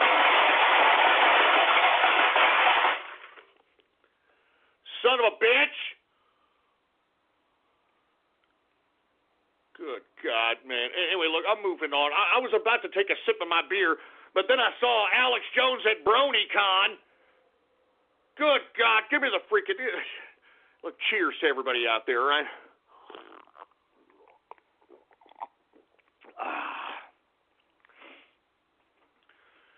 And look, here's an asshole named Shaking My Maracas in Mexico, you asshole. Shut up! Shut up! And by the way, I'm not paying attention to any more of this garbage, all right? I'm not paying attention. Look, all you idiots on Gab, go shove it up your ass, all right? I'm not paying attention to you morons on Gab anymore, man. I mean, you guys you're trying to ruin my Baller Friday, and I'm not going to let you do it, you son of a bitch. I'm not going to let you idiots ruin my damn Baller Friday, for Christ's sake. Just like you ruined my last Baller Friday, I'm not letting you do it, all right? We're talking about something else now, and we're gonna get into some serious business. Do you understand? Now we're gonna get into some serious business. Now, let me take another drink, for Christ's sake. I got to keep drinking. You see what you people are making me do? You people are making me freaking start chugging beers, guzzling down beers, for Christ's sake. More beer! More beer! Goddamn right, more beer, boy. You understand that? All right, I'm not no goddamn punk that's going to be nursing some goddamn beer, all right? I knock them down, boy. I freaking knock them down. You understand? I'm a man here, boy. All right, you're listening to a real man out here. Ain't no goddamn soy boy son of a bitch here, boy. Goddamn right. Now we got more beer in the house. Let's go ahead and move on with the show instead of having a bunch of troll terrorists and cyber vermin trying to besmirch my show, to say the least, all right? And all you on Gab, shut up! Anyway, let me move on here, okay?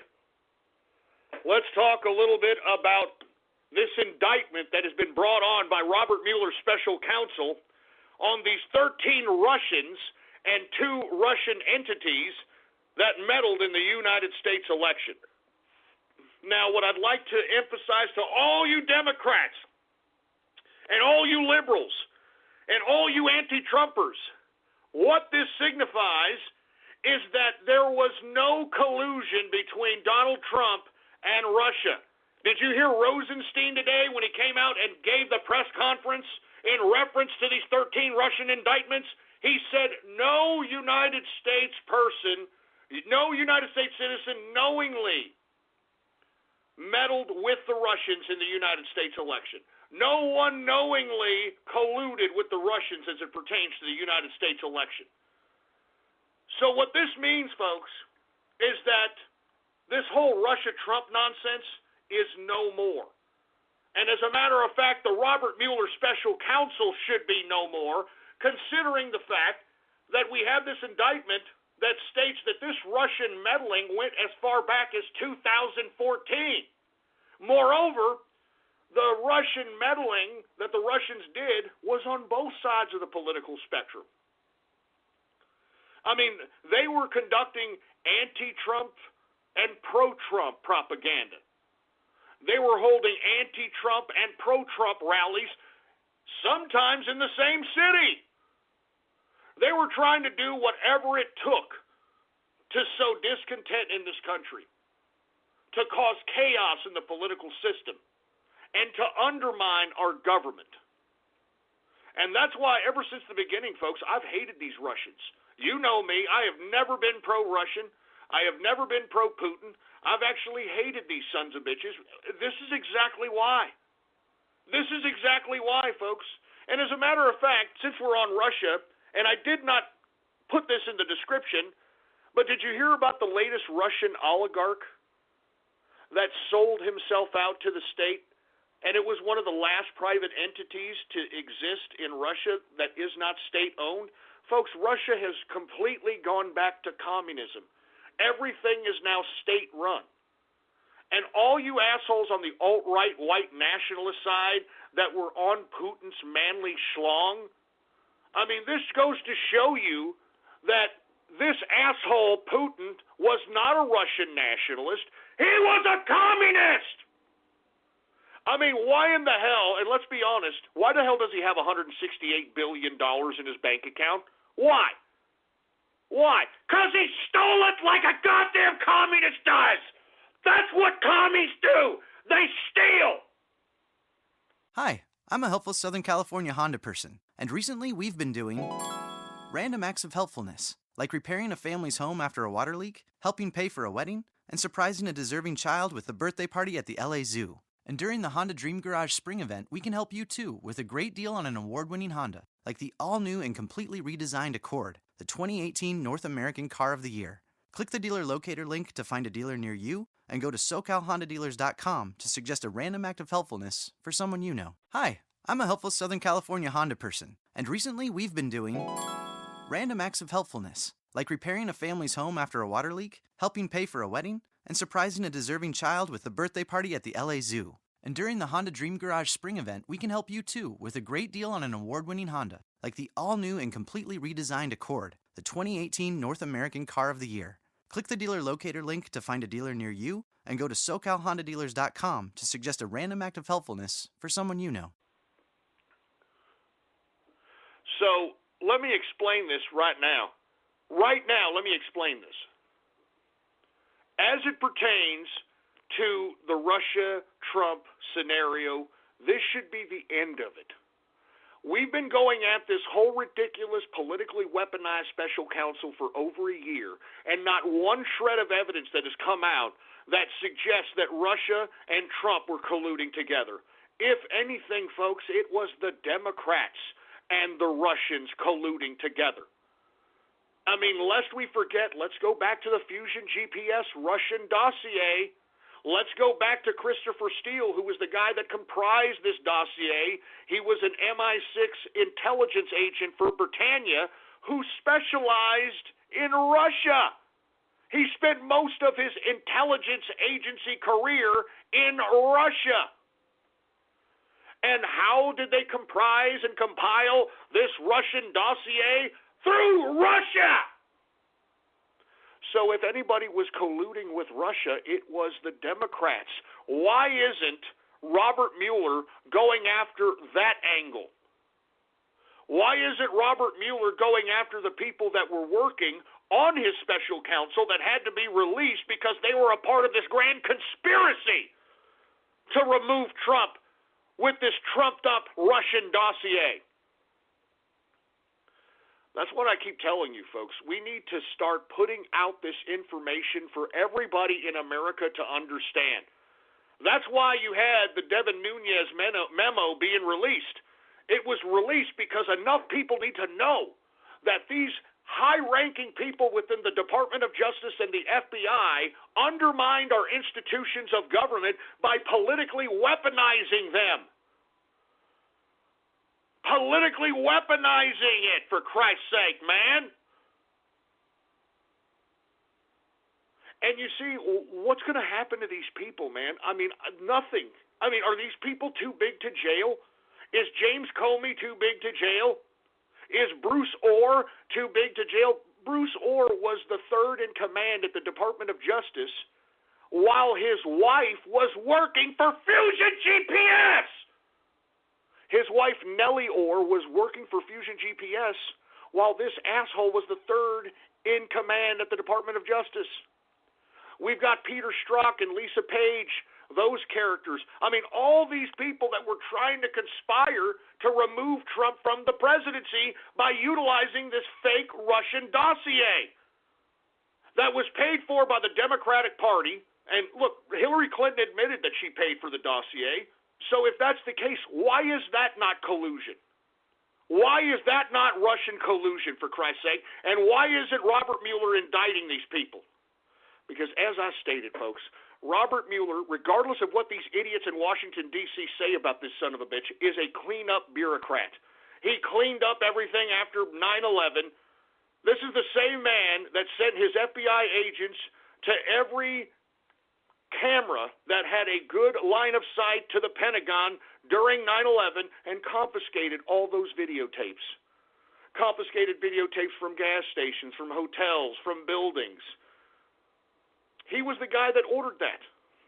I mean, lest we forget that Robert Mueller was the FBI director during the time that this whole Uranium One deal was comprised and implemented, where we gave 20% of America's uranium to Russia. And did Robert Mueller, as the head of the FBI, have a problem with that? No! And now this son of a bitch is going to comprise a goddamn special counsel with nothing but pro-Hillary and anti-Trumpers, and we're going to expect this guy to find a Russia-Trump connection and going to be an unbiased party to investigate this Russian collusion, for Christ's sake? He was the FBI director during the time that Barack Obama, during his presidency, during the Secretary of State tenure of Hillary Clinton, sold the Russians 20% of America's uranium. And did Bob Mueller have a problem with that? No! No! So that's what I'm telling you, folks. We have to continue to put this information in the faces of people. This Robert Mueller special counsel is a political, weaponized bunch of crap. This indictment of these 13 Russians and 2 Russian entities prove that there is no connection with collusion with Russia and the Trump or the Trump administration. So why is Robert Mueller continuing to pursue these cases? Because, folks, Robert Mueller is a scumbag, bureaucratic piece of garbage who he himself should be prosecuted. All right, I'm sick and tired of hearing these idiots in the Beltway claiming that Robert Mueller is this, grandiose, special, grade A feller, when he comprised a special counsel with nothing but a bunch of Hillary Clinton hacks and anti-Trumpers. And people are trying to give Bob Mueller the special, they're trying to give him the benefit of the doubt on this crap. They're trying to say that, well, maybe Bob Mueller wasn't really looking at it in that angle. He was actually just looking for the best people for the job and he wasn't really looking for their political stances, and he wasn't really looking at how they viewed things politically. Are you kidding me? That's the whole case! That's the whole case, for Christ's sake! The whole case is political! Oh, God, man, I am so sick of what the hell has transpired at the highest levels of the judicial branch of our government. And why there's not more people as pissed off as I am, I have no goddamn idea. I have no goddamn idea. But once again, I want to reiterate that this indictment that was put forth by Robert Mueller once again vindicates the president. There was no Russian collusion between Donald Trump and Russia. And this goddamn, it proves it. Now, what is Robert Mueller trying to get President Trump on? I'm going to tell you, just based upon his actions, based upon his legal moves, he is trying to get President Trump on an obstruction of justice case. Now, what's really upsetting about Robert Mueller attempting this obstruction of justice case on the president is that he would be obstructing justice on a case that doesn't exist. I mean, Robert Mueller, if he's trying to put an obstruction charge on the president, that means that the president would have been obstructing a crime that he never committed. Remember, the alleged crime is the collusion with Russia. But if Robert Mueller is going to try to charge the president on obstruction on a crime that he did not commit, then what the hell is Robert Mueller doing, man? What the hell is Robert Mueller doing? Once again, going above and beyond what he was chartered to do. And that's why this guy needs to cease to exist as it pertains to him and his special counsel. This is a political weaponized piece of crap, and I can't believe more people aren't crying foul on this. I can't believe more people are not crying foul. So once again, Robert Mueller, a piece of trash, a complete and utter pathetic waste of human life as far as I'm concerned, because you want to know how many skeletons are in that head of Robert Mueller? I mean, just look at Robert Mueller after the days of 9/11. This guy was a stumbling, mumbling jerk because he had to hold in all the secrets on whatever transpired in 9/11. Listen to him. Listen to his speeches after 9/11. He was, I'm Bob Mueller, and just count how many times he says, like a goddamn moron. Sick and tired of hearing Robert Mueller. I'm sick and tired of hearing, and not to mention, aren't you tired of seeing his face? I mean, look at the jowls on this son of a bitch. I'm sick of seeing Robert Mueller jowls. All right? Get this guy off my screen and put him out to pasture in bureaucratic retirement. Makes me sick. It makes me sick. But once again, no collusion between Trump and Russia, and it vindicates the president as far as I'm concerned, all right? Now let's move on to another subject matter. We have Democrats now grandstanding on gun control amidst this Parkland, Florida shooting at Stoneman Douglas High School. I mean, I saw that idiot senator from Florida give that supposed speech. Something's got to be done. We can't keep going on like this. We got to do something. We got to do gun control, and we got to do this and that. I mean, I'm sick and tired of you Democrats all of a sudden getting emotional now, even though we saw how heartless and how anti-American you people really are at the State of the Union address. We saw you sit on your thumbs when positive news was being said about the American way of life, about our country, about the economy, about unemployment. You idiots sat on your thumbs. You proved how anti-American you are. You proved, Democrats, that the only thing you care about are people that come into this country illegally and criminals. That's the only thing that you people will stand up for. And I'm sick of it, man. Now all of a sudden you're going to grandstand on gun control and pretend to be so emotional as it pertains to this Stoneman Douglas High School shooting? Get out of my face, you disingenuous piece of crap! We know you don't care about those kids. Anybody who saw the State of the Union address knows that you heartless, soulless, atheistic, Satanist Democrats don't give a crap about nobody. You don't give a crap about anybody, for Christ's sake. And I'm telling you Democrats this. You morons can tout gun control all you want to, but by God, and I hate to sound like my filters, but you're going to have to pry the goddamn gun out of my cold, dead hands before you start banning or outlawing or doing any kind of gun control. By God, why is the Second Amendment right next to the First Amendment? Because it's pretty goddamn important. And the reason our forefathers put the Second Amendment in the Constitution was not to go out deer hunting. It was to protect the American people against government tyranny. Do you understand me? People that fear their government are an oppressed people. People who have a government who fear them are a free people. Do you understand me? Freedom is not given, it's taken. Do you understand me? It's not given, it's taken. And right now we have a government that does not fear its people. Right now we have a government that feels that it can be above the law. It can do above-the-law activity and have no consequence as a result. I mean, just the actions of what they have conducted in the Department of Justice and FBI prove that they don't care about our country, they don't care about our people, and they don't fear the people. They do not fear the people. And this is what we have to do, is we have to make this government fear us again. We have to make this government realize that it's not going to push us around. It's not going to manipulate us through false flags. It's not going to manipulate us through propaganda wings that are, quote, mainstream media. They're not going to manipulate us, for Christ's sake.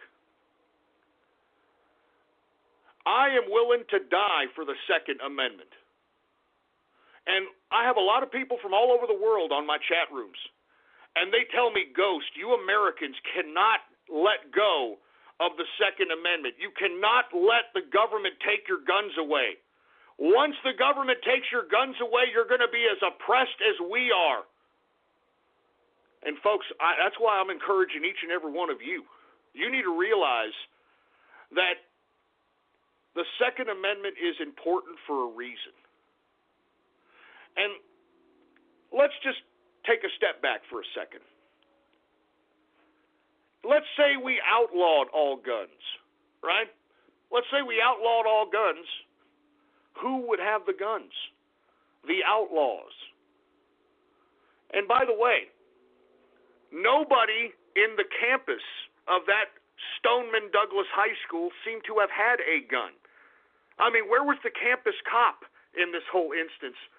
I mean, I'm sick and tired of hearing about these goddamn school shootings and not hearing about a school cop exchanging fire with this son of a bitch.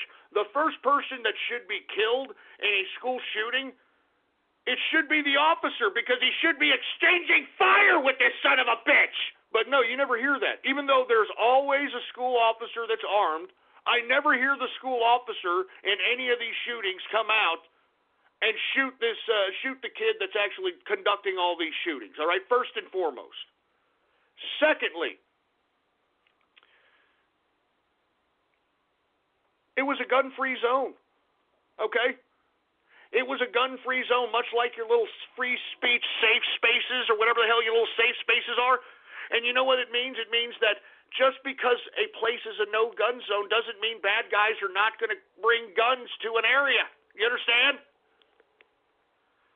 And by the way, folks, let's talk a little bit about Florida for a second. Florida, believe it or not, is one of the states that has been conducting school shooting drills for the past almost 7 to 8 years. All right?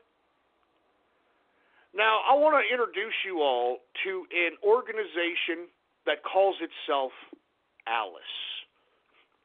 Now, for you folks that are unaware of what ALICE is, folks, it is the #1 active shooter civilian response training for all organizations. It's in all 50 states.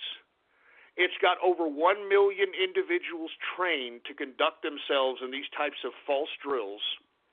It's got over 3,980 police departments participating in these drills, 4,200 K through 12 school districts participating in these drills, 1,300 healthcare facilities participating in these drills, 950 higher education institutions organized and affiliated with these drills, 3,055 businesses affiliated with these drills, 760 agencies that are affiliated with these drills, 480 houses of worship that are affiliated with these drills.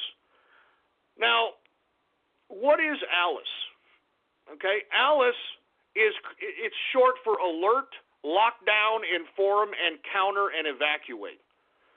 It's a training instructor-led classes that provides preparation and plans for individuals and organizations on how to be proactive when handling the threat of aggressive intruders or active shooters in a given event.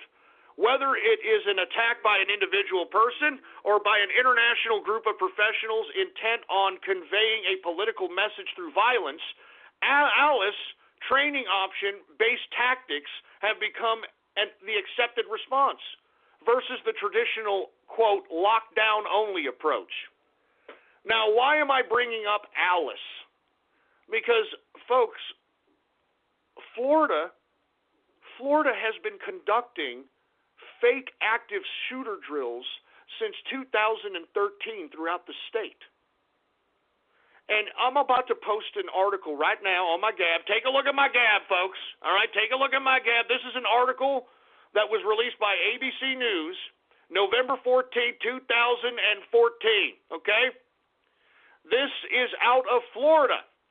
This is an actual article by ABC News in which a Florida active school shooting drill with gun-toting cops and actual blanks going off angers middle school parents because they had no idea this was happening. Not only did they not know, the teachers didn't know, nobody knew.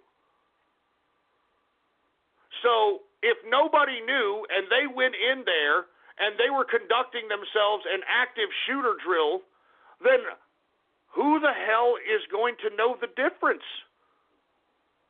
Who the hell is going to know the difference? Look at my Gab. Check out my Gab right now. And this was in 2014, Winter Haven, Florida. Winter Haven, Florida. Take a look at that article right there. I'll read it to you. A school lockdown drill in Winter Haven, Florida angered parents whose children apparently texted in alarm with one noting that a police officer with an assault rifle came into the classroom. Initially, only 3 people knew about the lockdown at Jewett Middle School Academy on Thursday was only a drill. Only 3 people in the whole school knew it was a drill. Parents, teachers, and students were not told in advance about the schedule and event because the school district said the elements of surprise is vital to make the drill effective. I told you people, man. And even if you don't believe that what happened at Stoneman Douglas High School in Florida was a false flag, let's just say it wasn't a false flag. Then what are all these drills that have been happening all these years in Florida and in schools? What are they? What good were they? What good were they? I mean, I don't understand. If we're going to still have supposed shootings and mass shootings of this capacity like the one we saw in Parkland, Florida, then why exactly are we having these drills? They're obviously ineffective. But if you want my opinion, folks, let's just take this scenario of this one article that I just gabbed right now in Whitehaven, Florida. Nobody knew at Jewett Middle School Academy. I'm not joking. That's the name of the fucking school. I'm sorry. Excuse my French. I see a lot of people in the True Capitalist Radio chat room saying, shut it down. That's the real name. I'm not joking. Now, is it a coincidence? I don't know. But only 3 people knew about the lockdown at Jewett Middle School Academy. And parents and teachers and students were not told in advance because they wanted the element of surprise. Folks, I mean, what if they didn't tell anybody? And what if they just had a couple of people in these makeshift type of injuries, these makeshift type of drills? I mean, how do we know this was not a drill? And they just converted it into real-world exercise. I mean, folks, I have yet to see the amount of blood that would signify that there was 17 people injured and 15 people dead. Have you ever seen somebody get stabbed before, folks? They bleed like a stuck pig. Have you ever seen somebody take a bottle shot to the head and then they start bleeding? I mean, there's this profuse bleeding out of their head. And you mean to tell me that somebody went into a high school and pulled off the fire alarm with hallways full of young bodies just kind of trying to get out? You mean to tell me that this guy, all he did was just shoot down a hallway with AR-15s, which can go through many bodies, folks. AR-15 rounds are very, very high-caliber rounds, and it can go through many bodies. It can chop up a lot of people. And you mean to tell me he killed all these people, 15 people, wounded 17, and we can't find any kind of real massive amounts of blood to signify such a scene took place? And as I stated in the beginning of the show, folks, they are going to tear down Stoneman Douglas High School. Not even 2 days after the shooting, they're doing the same thing. I told you this was going to happen. They tore down Pulse nightclub right after that shooting. Remember, it wasn't even a week after the shooting they tore down that son of a bitch. They tore down the Sandy Hook school. And by the way, folks, I mean, I hate to keep bringing up Sandy Hook, but that was the biggest false flag I'd ever seen in my freaking life. And there was no blood, no kids being let out that were killed, nothing. There was nothing. Nothing. As a matter of fact, folks, there's evidence that shows that Sandy Hook and that campus that was used in the shooting wasn't even active at that point, wasn't even open. So, I mean, look, I don't want to relive Sandy Hook, folks, but this is what they're going to continue doing. They're going to continue doing this till they goof us, until they emotionally sensationalize us into relinquishing our firearms and taking away our Second Amendment. And as I stated, even if you don't think this is a false flag, let's say you think this is a real shooting out there. Well, doesn't this make the whole concept of these live shooter drills absolutely a waste of time, effort, and energy and money? I mean, everybody's getting paid whenever there's a drill out at one of these schools. I mean, people are getting paid out here. Now, why are we conducting all these active shooter drills when they're still getting people killed? It doesn't make any sense. And let's say you still believe that this Stoneman Douglas High School was a real shooting, okay? Well, let's take a look at how many times the FBI was called and notified about this Nicholas Cruz, okay? Now, the first time they were notified by somebody, it was a YouTuber who said that a comment that he got on his YouTube account by the account Nicholas_Cruz disturbed him, so he reported it to the FBI. He reported that this Nicholas Cruz name on YouTube made the following comment: "I'm going to be a professional school shooter." And what this YouTuber did was notify the field office, the local FBI field office, and he reported this in September. And it was reported by vlogger and YouTuber Ben Benight. And, of course, the FBI did nothing, okay? The FBI's response was that it could not identify the user who made the comment. Can you believe this? The FBI could not locate the identity of the person that made the comment on this YouTube channel that stated, "I'm going to be a professional school shooter," even though the goddamn name of the account that made the goddamn comment was Nicholas_Cruz. And the FBI is claiming that they could not identify the goddamn creator of that comment, all right? That's the first time the FBI was notified about Nicholas Cruz. Then there was a second time that the FBI was notified about Nicholas Cruz, and this was in November, okay? And this is the FBI statement, which I actually gabbed out earlier today, if you want to check it out, but I'm going to repeat the statement that they made about this incident. FBI statement on Parkland, Florida shooting. On January 5th, it wasn't in November, it was in January, On January 5th, 2018, a person close to Nicholas Cruz contacted the FBI's Public Access Line, or PAL, tip line, to report concerns about him. The caller provided information about Cruz's gun ownership, desire to kill people, erratic behavior, and disturbing social media posts, as well as the potential of him conducting a school shooting. All right? This is somebody close to him that called the FBI. Under established protocols, the information provided by the caller should have been assessed as a potential threat to life. The information then should have been forwarded to the FBI Miami field office, where appropriate investigative steps would have been taken. We have determined that these protocols were not followed for the information received by the PAL line on January 5th. the information was not provided to the Miami field office, and no further investigation was conducted at any time. I mean, folks, what?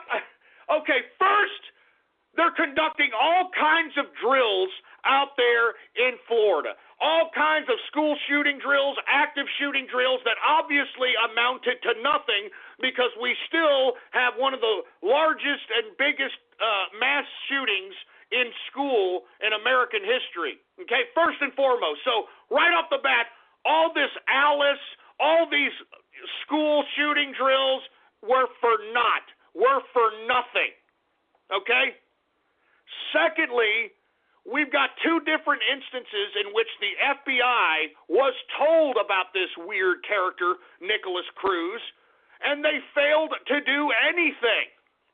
I mean, isn't that what the FBI continuously encourages us to do when we feel funny about somebody and it looks like somebody's, looks a little weird and he may do something, to call the FBI so they can investigate the son of a bitch? And here you have two different instances where people contacted the FBI about this freak show, and they did nothing. They did nothing. So, folks, I'm starting to think, why exactly do we need the FBI any longer at this point in time? They're obviously corrupt and criminal-minded because we're seeing what's unraveling as it pertains to them, the Russian dossier, the FISA court warrants, even their corruption going back to the Clinton email scandal. And then on top of that, they're failing to protect the American people when they've got people actually calling to go and investigate a potential really weird character that has a propensity, according to somebody that was close to him, that called the Powell line, that he had a propensity to shoot people, shooting schools. And they did nothing.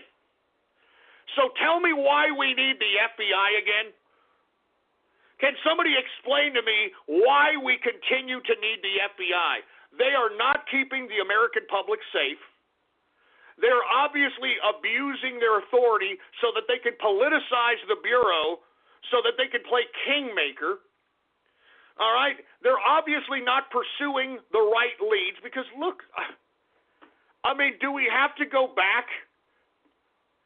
Robert Mueller, and I wrote about this on my blog at ghost.report if you want to check it out. Robert Mueller admitted that the FBI, quote, made mistakes eventually caused 9/11. He admitted it.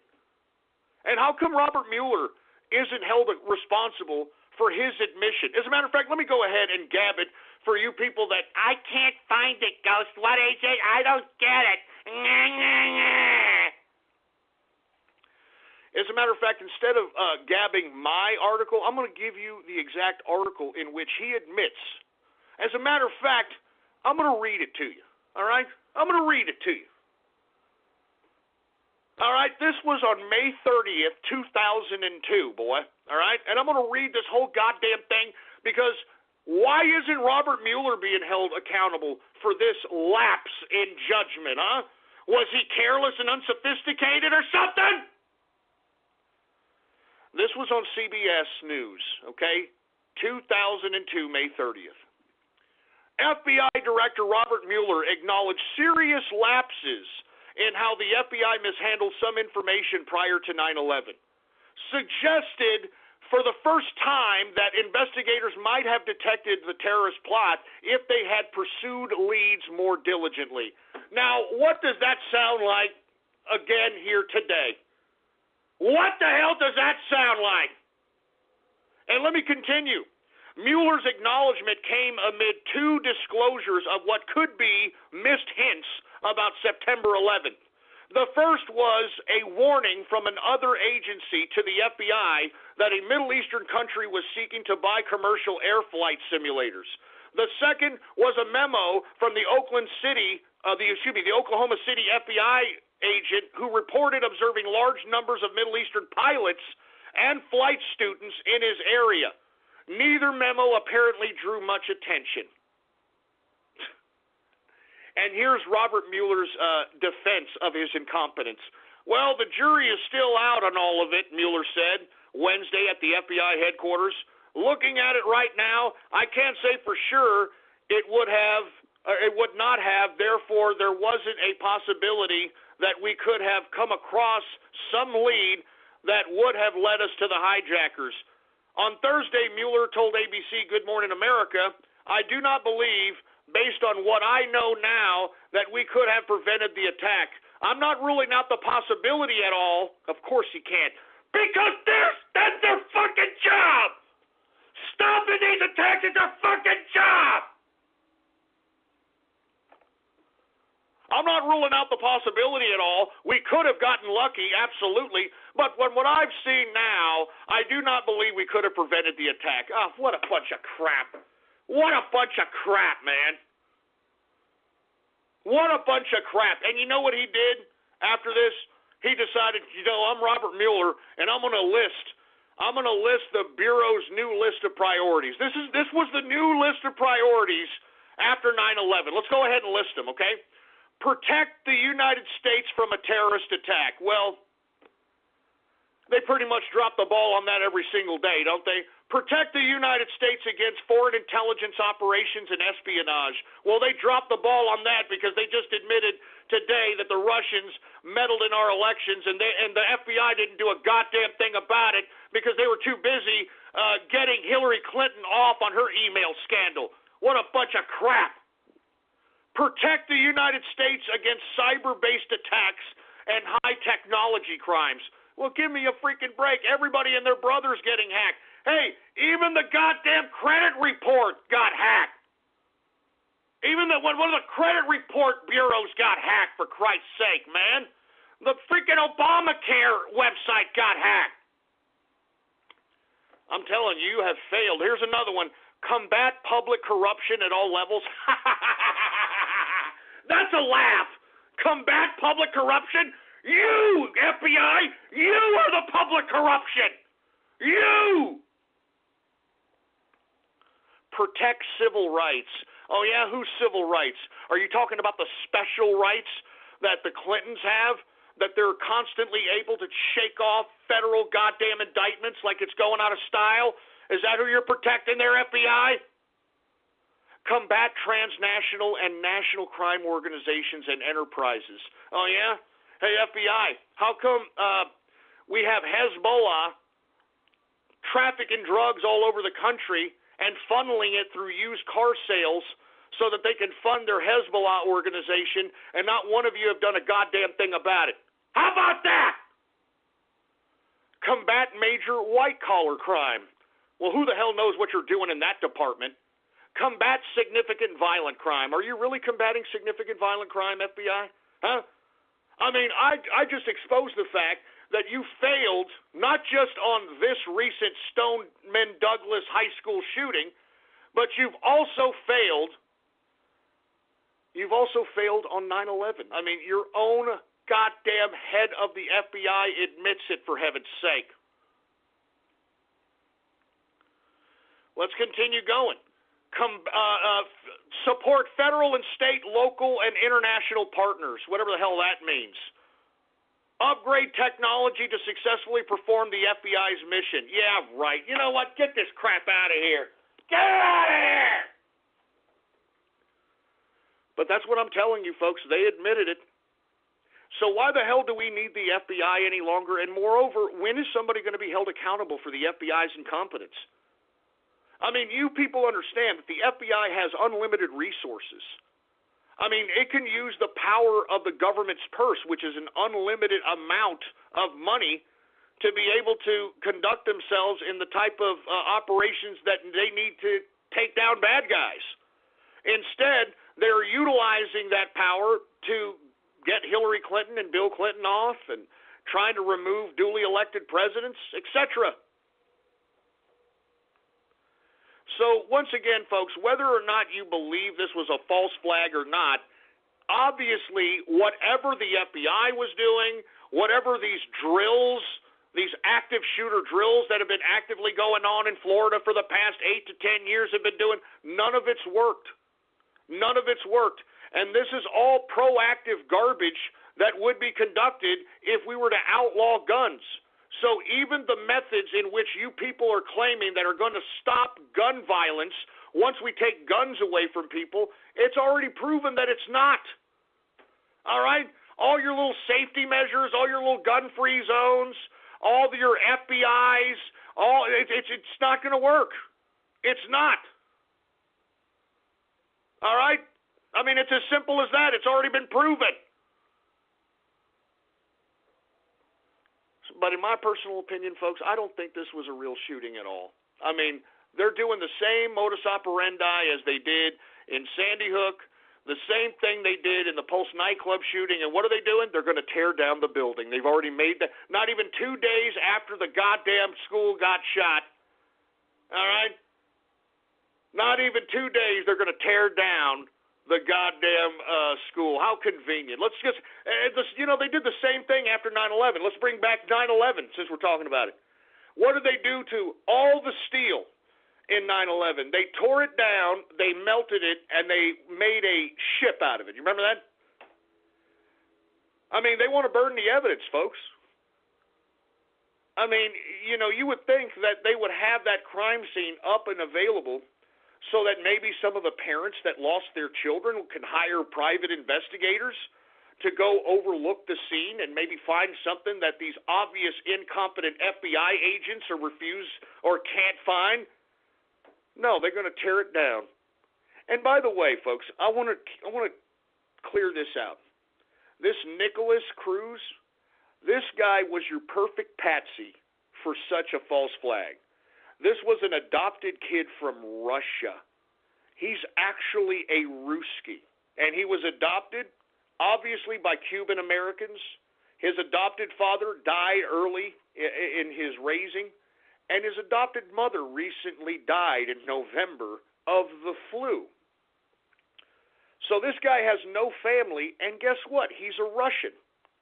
Now, what nationality were those guys that conducted the supposed Boston bombing? Y'all remember that? What nationality were they again? They were Russian!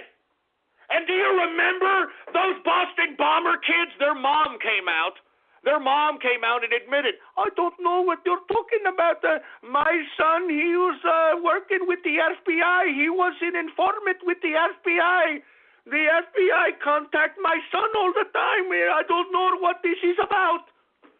Of course, that her son. I mean, and y'all, there's an interview out there of her saying this. She said that her sons were FBI informants and that were working with the FBI, and that the FBI had been to their house, and that the FBI had called them on a consistent basis. And what was the prelude? Or excuse me, not the prelude. What was the after effects of that supposed bombing? One of the most unprecedented live action firefights that anyone has ever seen in American soil. Do y'all remember that? They closed down a city and forced everybody to stay in their homes while people were in their homes hearing nothing but gunshots happening all over the town. All because they were supposedly looking for 2 Russian kids that were immigrants. Do y'all remember that? So once again, Nicholas Cruz, another Russian, conducting a similar type of activity of mass murder. And to be honest with you folks, I just don't believe that this is, I think this is a false flag, just like the Boston bombing was a false flag, folks. I mean, there's plenty of evidence of showing these kids just standing around looking like a bunch of patsies, and they're being charged with the damn bombing. I mean, look, I don't want to get into this whole conspiracy theorist stuff because I know it turns a lot of people off. But even if you do believe that the shooting happened, doesn't it prove that taking away our guns is a ridiculous, impulsive reaction? And doesn't it prove that all these gun live-action drills at school, the FBI, and the law enforcement folks, they're not a sufficient barrier to protect your life? I mean, frankly, folks, don't you realize whenever there's crime that's happening, especially in a municipality, the cops are always the last one there when there's bodies on the floor, people lying dead, etc. They're never there to initiate safety. And if they are, what happens to them a lot of the times? They get killed because they don't know how to react. All right?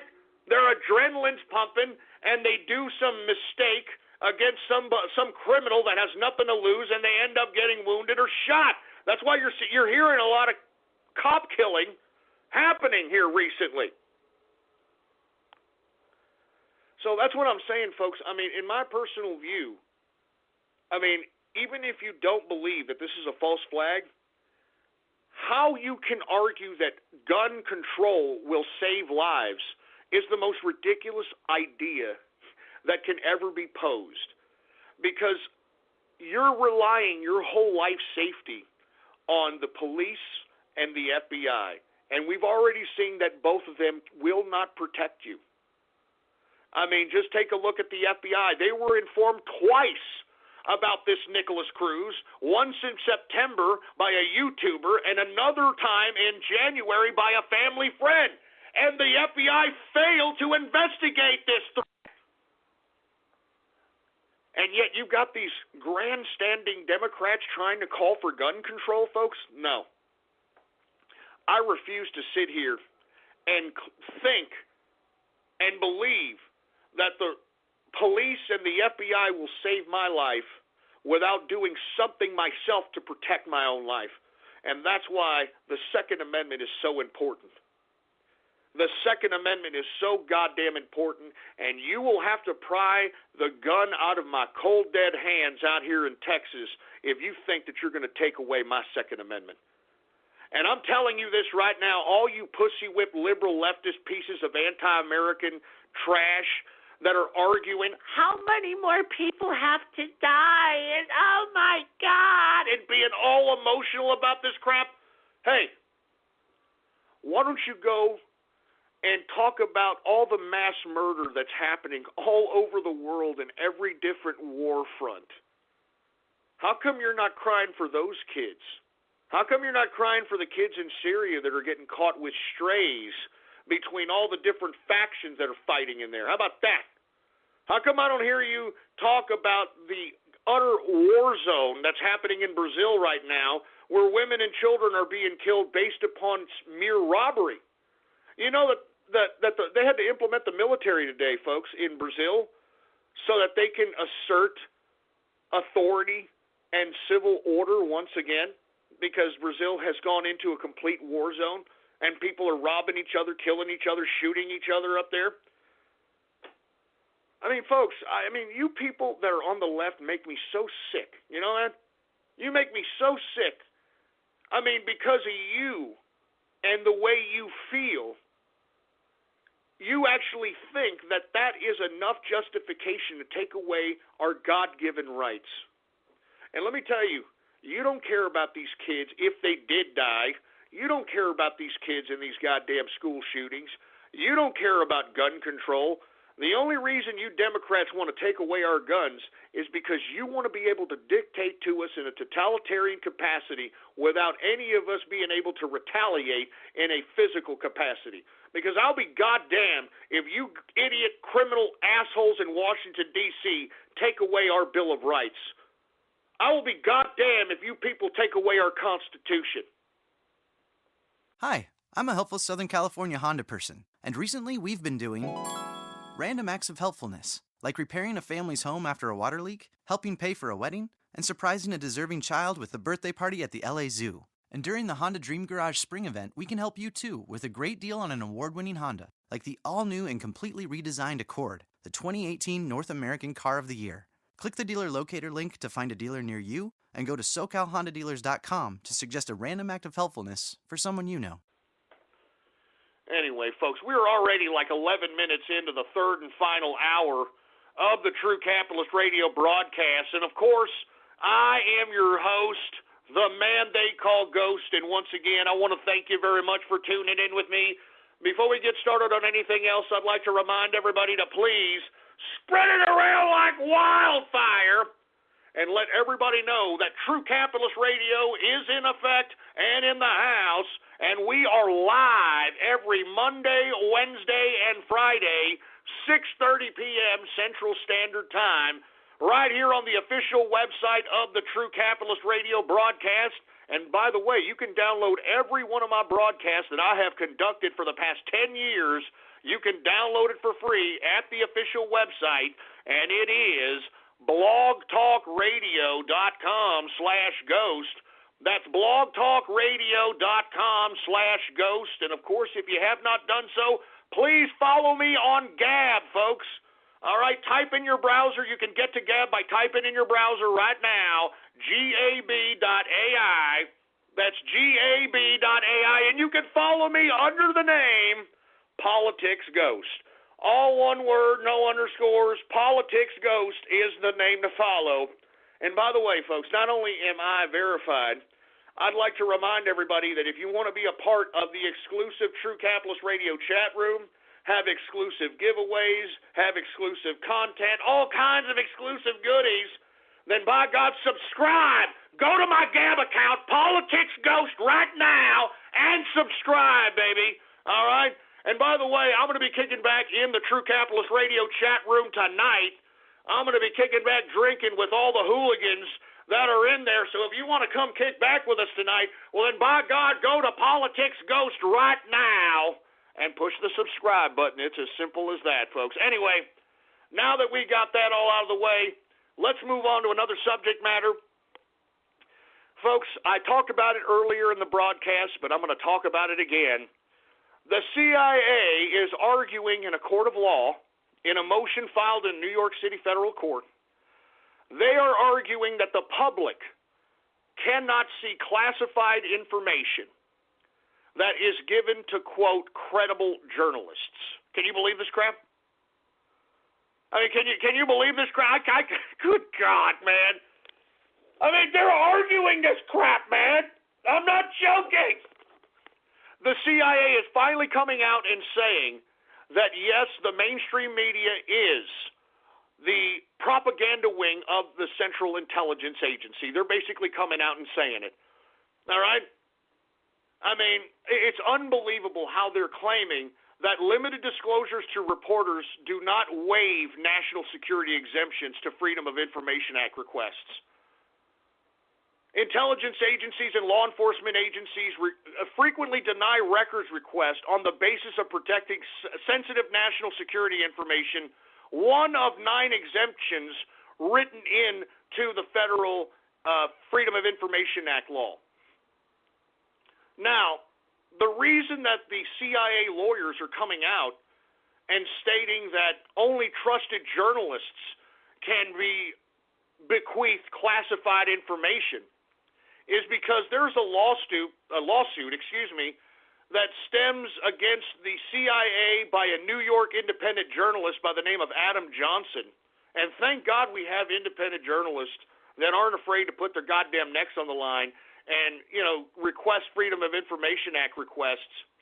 But it stems from the CIA. It's a lawsuit against the CIA by a New York-based independent journalist, Adam Johnson, who had used a Freedom of Information Act request to obtain emails between the agency's Public Information Office and select reporters from the Wall Street Journal, Washington Post, and the New York Times.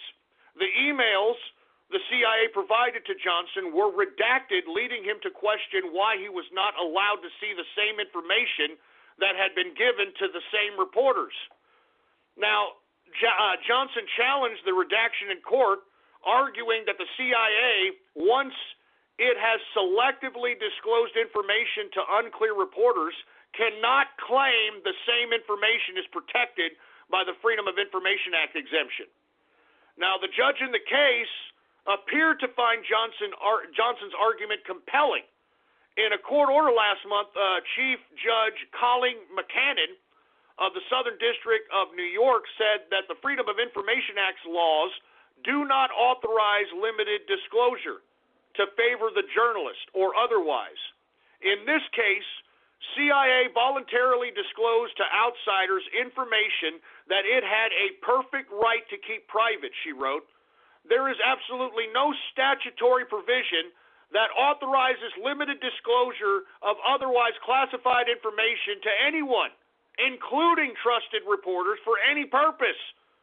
including the protection of CIA sources and methods that might be otherwise outed. McCann also said it didn't matter if the journalists in question published the information they received, only if the CIA waived its rights to deny the information. So, what did the CIA do? They filed a motion against this, okay? They filed a motion against this, and Johnson has until March 1st to reply to the government's motion, which asks for a summary judgment in favor of the CIA. And, of course, the CIA lawyers are arguing that intelligence officials can selectively release classified information to trusted journalists, quote-unquote, while withholding the same information from citizens. So once again, folks, what did I tell you about the mainstream, lamestream media? All right? I'm serious. What did I tell you? They are nothing more than a propaganda wing for the CIA. That's why it's fake news. That's why our president has been promoting the fact that this mainstream media is pure fake news. It's crap. It's bogus. It's phony. And the CIA has come out and said it. The CIA has come out and said it, that they can release whatever classified information on a selective basis and be able to disclose it to so-called trusted, credible journalists. Huh? Now, this is the intelligence agency that's supposed to be keeping America safe. Haven't you noticed that all these agencies that are supposed to keep us safe seem to be kind of working against us? Kind of seem to be working to oppress us? Folks, you have to be politically aware, and now that you're politically aware, you can't be politically silent, man. As I've stated time and time again, this is a government made for the people and by the people, but if the people fall asleep at the wheel like we did for the past 40 or 50 years, then you're seeing the direct consequence of those actions. High debt, for Christ's sake, $20+ trillion. Look at all the bureaucracy that's all in our lives. Take a look at all the laws, the taxation, the regulations. Look at the fleecing of our tax system. This all happened under our watch while we were asleep, while we were too busy watching football and wrestling and cartoons and playing video games and all this other nonsense. We had bureaucrats in Washington, D.C. selling us out for the past 50 goddamn years. I mean, why do you think Donald Trump doesn't want to fund these international bureaucracies anymore? He's not naive to the fact that American tax dollars built the United Nations.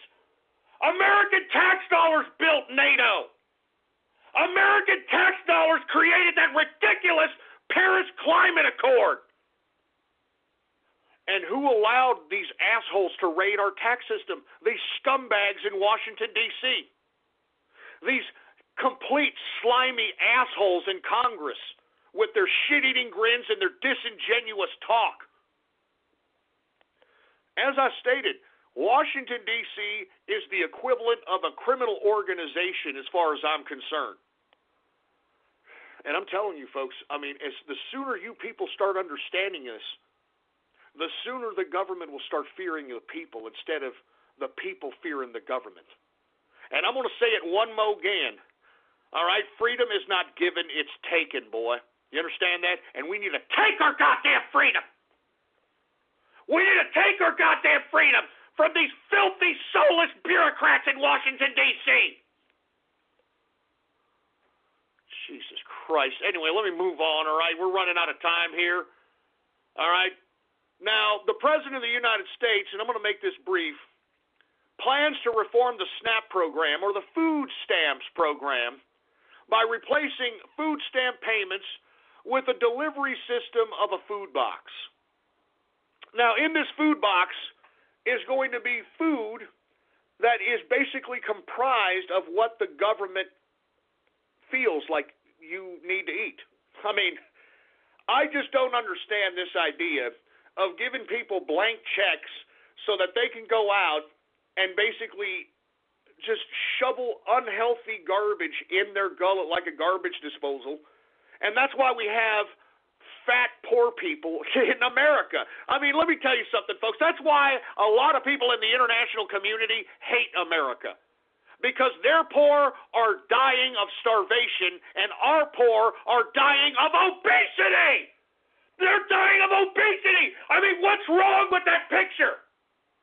What's wrong with that picture? People in the world today are dying of starvation, while our poor here in America are dying of obesity, are dying of diabetes, are dying of heart-related problems related to shoveling bad food down their gullets.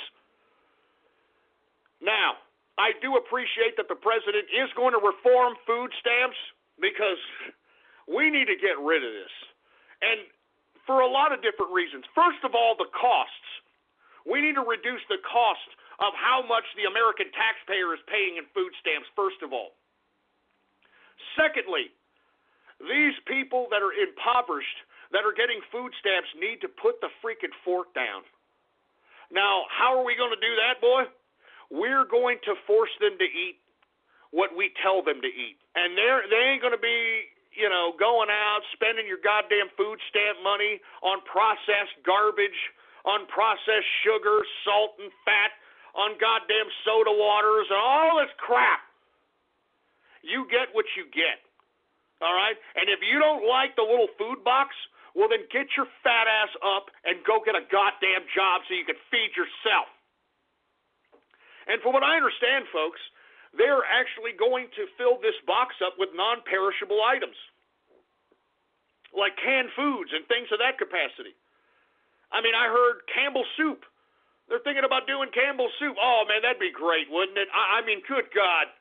I would get a print of the Campbell soup can of Andy Warhol if they're throwing a Campbell soup in a freaking box to the Poe in America. Oh, my, are you kidding me? I would go down the freaking barrio, the black ghetto, or the white trailer park with a speaker outside my car singing the jingle of Campbell soup if this happens. I'm not even joking around. Campbell soup is good food.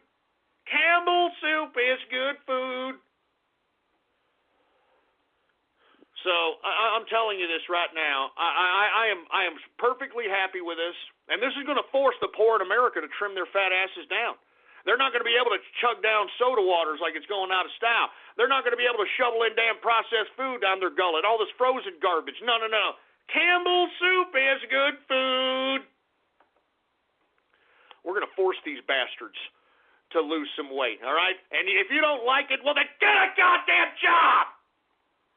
If you don't like it, then get a goddamn job, you stupid, worthless piece of crap! Beggars can't be choosers! We've been feeding your fat asses for 10 years under Obama. You had an unlimited gravy train ride to make yourselves obese while you have contributed nothing to the production of America. Nothing. Now it's time for you to start eating crow, literally there, all right? And if you don't like it, then get your fat ass up and get a goddamn job. I'm so glad that the president is waking up America from this socialist slumber that was induced by the Obama administration. And I'll say it and I'll say it again. Obama threw this country back 30 or 40 years in race relations, in sociality, in politics, and definitely in economics. And thank God we have a capitalist president in Donald Trump that is bringing back economic productivity to this country. I told you when Donald Trump took office that this was a capitalist revolution. The year 2018 will be the year of the capitalist. You're goddamn right. Anyway, folks, last but not least, let's go ahead and get into some international news. Secretary of State Rex Tillerson says that the United States-Turkey relations is definitely in crisis mode. And the reason is because we're backing the Kurds in Syria, and of course the Turks are going into Syria in an attempt to try to assert a military operation against the Kurds, because the Kurds have conducted a few terrorist operations within the borders of Turkey. You can look those up. They've had at least about 3 or 4 bombings last year. And that's what's justifying Erdogan, which is the head of state of Turkey, to assert his military dominance in the region of Afrin. Now, the Turks have taken some initial casualties, but as this military exercise has gone on, it seems the Kurds are taking it on the teeth. The Kurds are getting killed en masse at this point, and not to mention, folks, as much as Erdogan and Turkey claim that they were not going to kill civilians, massive amounts of civilians are being killed in Afrin. As a matter of fact, there's a report, and it just came out about 20 or 30 minutes ago. There's a report that some of the bombings that are being conducted in Afrin that are by the Turks, one or two of them may have contained chemical weapons. Now, I just recently saw this, all right?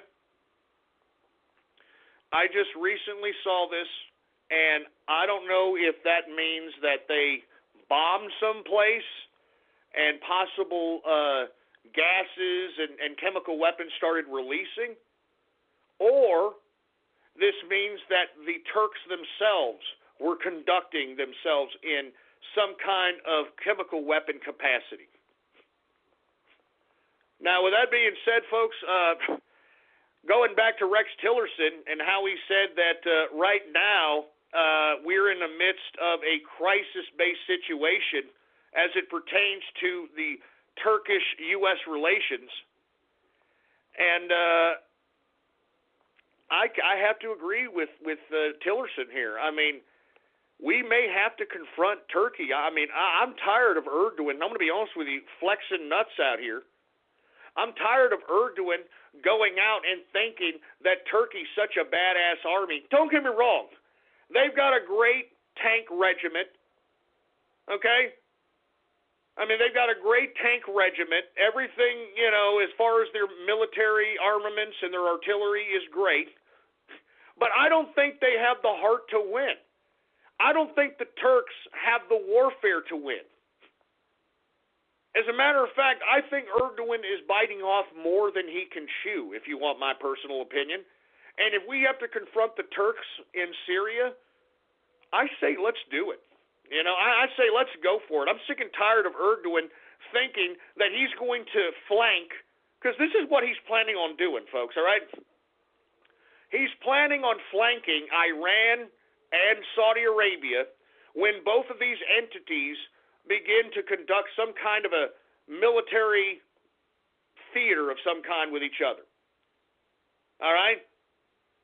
And what he wants is he wants to be able to use his Turkish army to flank both these sons of bitches, because what Erdogan wants, he wants to be the new leader of the Islamic world. Okay? That's what he wants to be. I mean, that's the whole purpose of him bringing back the Ottoman Empire. That's the whole reason why he's conducting himself in this capacity. I mean, it is what it is. So with that being said, I mean, keep your eye on Syria. That's why I keep covering this. I mean, we've got a lot of different powers in this region. I mean, is this a biblical war? I have no idea, right? I mean, do all roads lead to Damascus? I mean, I don't know what's going on here. Well, with all due respect, folks, there are a lot of different entities, a lot of different countries in Syria, and this could be a powder cake for a potential, not necessarily World War III situation, but definitely a global conflict that could resemble a world war. And lest we forget, in Syria, we've got the United States conducting military operations, we've got Russia conducting military operations, Turkey, Iran, we've got Israel. Now we're going to get France potentially conducting some kind of military operation. I mean, this is definitely setting itself up for a global conflict here. So I think this is all very interesting. That's why I keep covering Syria. And I think everybody should pay close attention on what the hell is going to culminate in that area of the world. And as far as Bashar al-Assad is concerned, I don't know what the hell. I don't know where he comes in the mix. I mean, I'm serious. Everybody and their brother is conquering his country. And meanwhile, you had Putin and the Russians do whatever they could to preserve the integrity of that country and give it back to Bashar al-Assad. And then you've got the Turks, who are supposed to be the allies of Russia. They just signed a freaking arms deal in Sochi a couple of months ago. You've got Turkey saying that Bashar al-Assad has to be removed from power. So a lot of confusion, a lot of who the hell knows what's going on. All I'm stating is, watch Syria. It could be the hotbed for a potential global confrontation. Global confrontation. Anyway, folks, that's it. All right, I'm ending the news on that. Let me go ahead and take a swig of this beer here.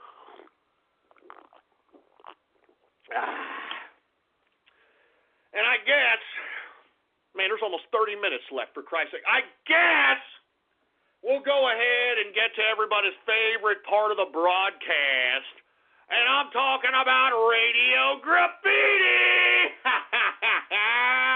That's right, folks. Radio graffiti, the part of the broadcast where the spectators become a part of the spectacle. All you've got to do is give me a call right now at area code 516-453-9903. And when I call on your area code, you've got exactly 3 to 4 seconds to say whatever it is that's on your mind. That's why we call this radio graffiti. And before I move into radio graffiti, folks, I'd like to remind everybody, I will be in the True Capitalist Radio chat room tonight. All right, I'm going to be drinking with those chaps in there.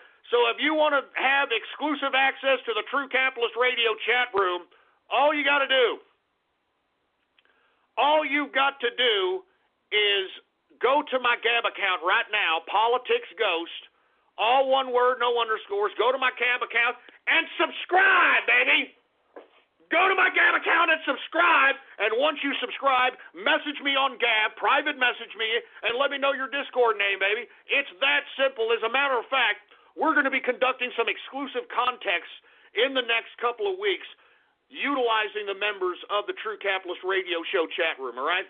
Exclusive contest. I'm going to be giving away a lot of goodies, and just wait and see, baby. Just wait and see. You guys are going to love it, okay? So once again, if you want to join the chat room, go to my Gab right now, Politics Ghost, and push the subscribe button, baby. It's as simple as that. Then private message me, let me know your Discord name, and you're in there. And you're in there.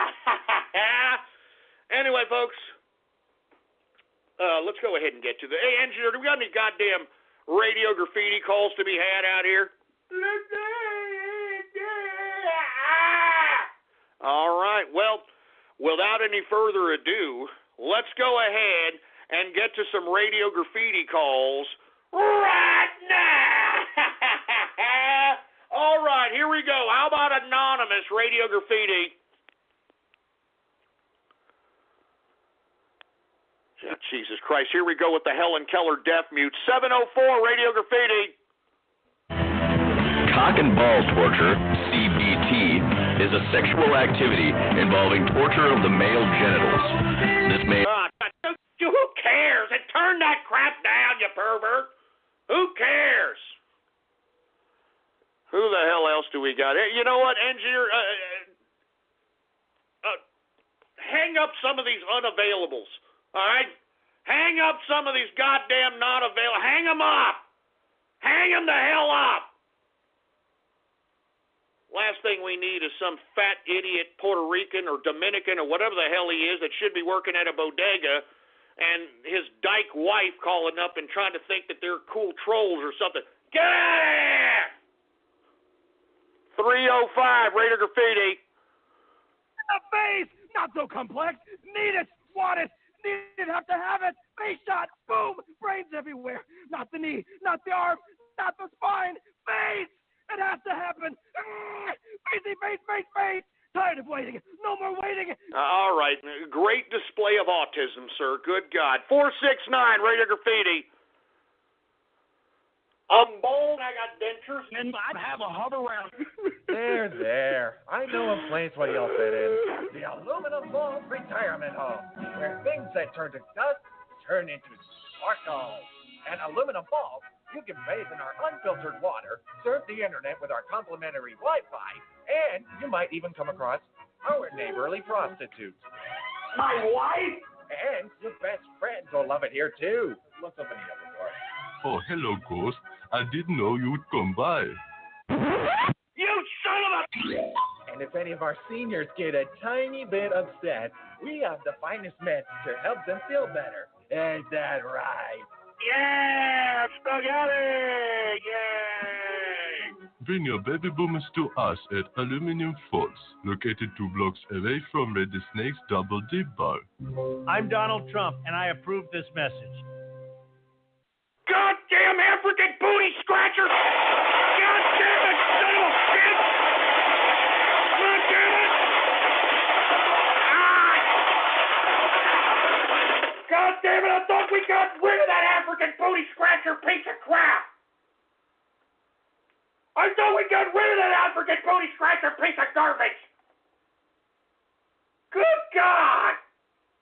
Hi, I'm a helpful Southern California Honda person, and recently we've been doing random acts of helpfulness, like repairing a family's home after a water leak, helping pay for a wedding, and surprising a deserving child with a birthday party at the LA Zoo. And during the Honda Dream Garage Spring event, we can help you too with a great deal on an award-winning Honda, like the all-new and completely redesigned Accord, the 2018 North American Car of the Year. Click the dealer locator link to find a dealer near you, and go to SoCalHondaDealers.com to suggest a random act of helpfulness for someone you know. Goddamn African booty scratcher asshole. I thought we got rid of you. Son of a bitch, give me the mic. Give me the goddamn mic, man. Screw you, African booty scratcher, goddamn it, screw you. Son of a bitch. 352 Radio Goddamn Graffiti. When is it gonna hit? When is it all gonna hit? Please stop. Enough.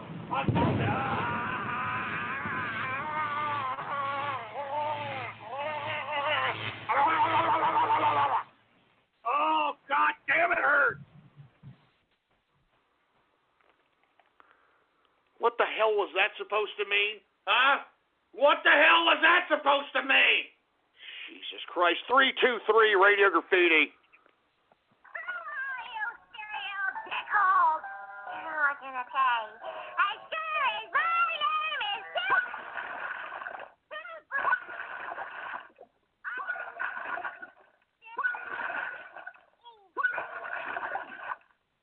What the hell is that? God damn it. What the hell is that?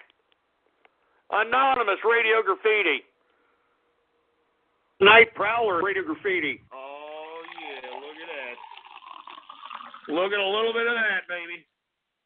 And for you folks that are wondering what kind of brew that I'm drinking, of course, I'm drinking a little Hillary Clinton badge salad.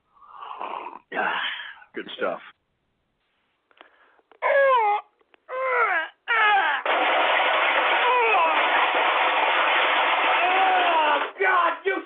Pervert! Oh, God, you sick son of a bitch! Oh, God, man. I'm telling you, sons of bitches, I knew you were going to goddamn ruin my Bowler Friday, man. I freaking knew it, man. Give me the mic! I freaking knew it! I freaking knew it, man. I'm telling you, don't mess with me, all right? Don't mess with me. You people are in hot water with me right now. Don't mess with me. I'll end the goddamn show. I'll end the goddamn show early. Don't you mess with me, you sack of crap. Anonymous Radio Graffiti. This is Sparta Radio Graffiti. 42 Coin is one of the greatest investments out there in cryptocurrency today. Hey, shut up! Don't make fun of 42 Coin, you stupid autistic turd! Don't you dare! You're lucky you're not in front of me right now. I would stomp your stupid autistic teeth so far down your goddamn throat, you'll be able to eat the last chicken and tendies you shoved down your gullet, you piece of crap! Don't you dare! Don't you goddamn dare! Anonymous Radio Graffiti!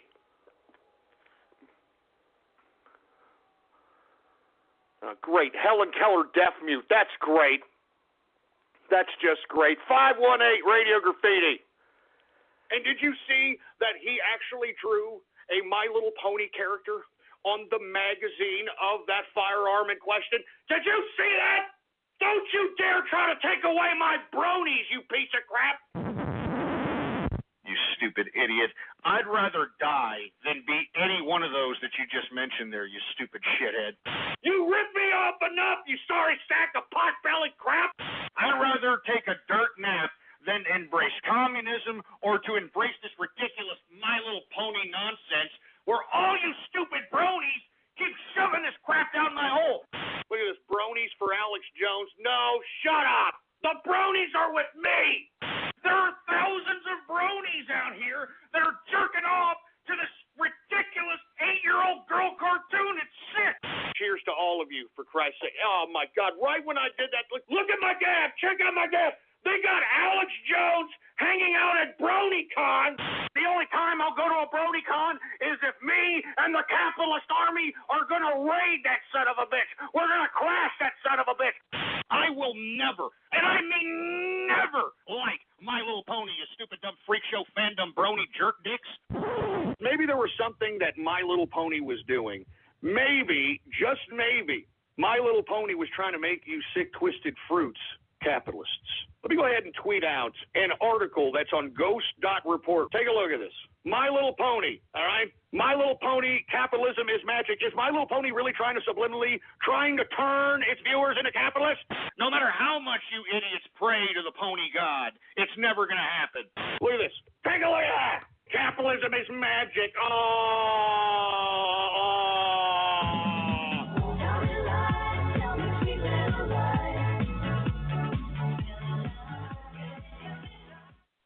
God damn it! Shut up! Shut up! Shut up!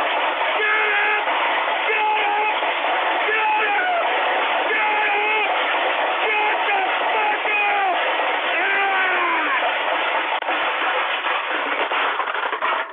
Just shut up, all right? All of you out there, just shut your stupid mouths. All right? Alex Jones is coming at me. He's ripping me off, and he's trying to siphon fans from my show. All right? He's trying to siphon fans from my goddamn show. So shut up. I'm not a brony, asshole. I'm not a brony. I'll never be a brony. So don't insinuate nothing. Do you understand me? Don't you idiots insinuate a goddamn thing. Don't you insinuate a goddamn thing. Jesus Christ, man. Give me the mic. Don't you insinuate a goddamn thing.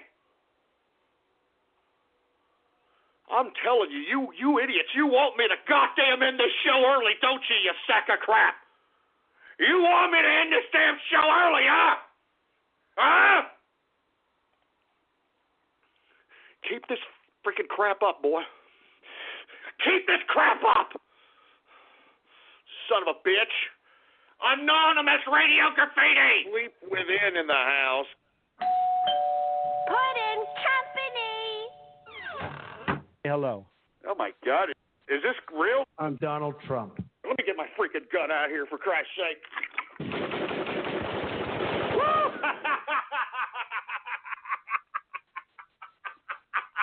You son of a bitch. Get out! Get out! Get out! Get out! Get out! Don't you dare! Don't you goddamn dare, you little son of a bitch! Don't you dare! God damn it, you troll terrorist cyber vermin sons of bitches! Don't you dare go there! Don't you dare go there! How dare you go there! How goddamn dare you go there! You pieces of garbage! Man, I'm not joking, you dumb sons of bitches! One more time! One one more time, if you won't piss me off and ruin this Baller Friday, I am out of here. I am out. I am out. God. Give me the goddamn mic.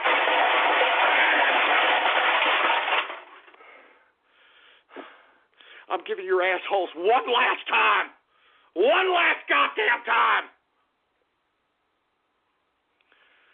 Son of a bitch. Jesus Christ. 256 Radio Goddamn Graffiti. We got Tyron Radio Graffiti. Are you rolling? You ready for this? Can't believe it's come to this. You got me, okay? You happy now? You bastards? Yes, I am Ghost. I played the character. Ghost. And we fooled you all. The master actor, the master genius. Hold on. I'll say it better. Hold on. I am your host, the man they call Alex Jones. I am Alex Jones, and don't you ever forget it. 1776 will commence again because I got super male vitality, and it'll give you the big ass boners and my filters.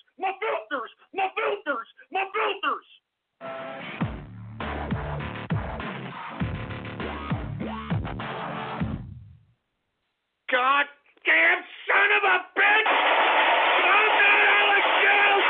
Alex Jones ripped me off! He ripped me off and everybody knows it! Everybody knows it!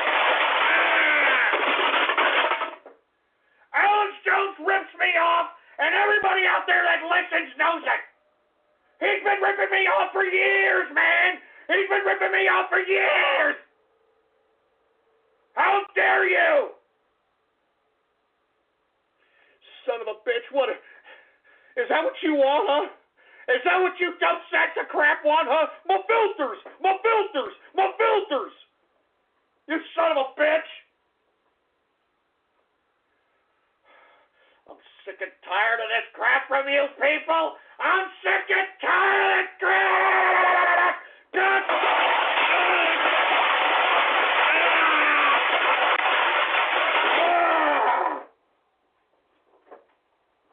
I'm sick of this crap!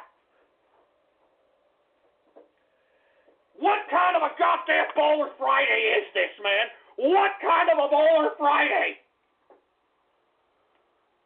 I can't believe you pieces of crap, man. I can't!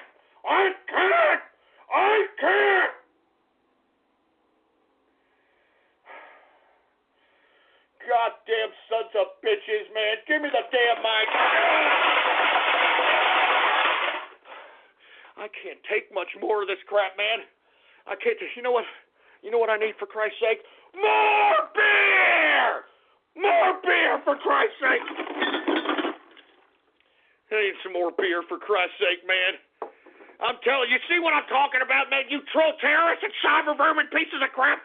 You people are driving me to drink.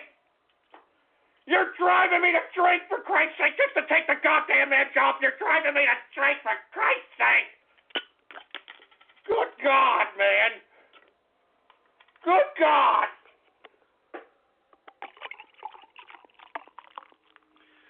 Oh, my God, man. I'm sorry, folks, man. You just have to have a goddamn drink. You're listening to the kind of garbage that I'm taking, for Christ's sake, man. You're listening to this crap. This is the internet's here. Huh? This is the internet's a bunch of goddamn ridiculous freaking migrant mouth-hugging, refugee pubic hair inspecting, foreskin muzzle loving, milky licking, cauliflower cock pieces of chicken eating cornboy crap. That's what these people are. That's what these goddamn people are, for Christ's sake, man. I need some goddamn beer, for Christ's sake.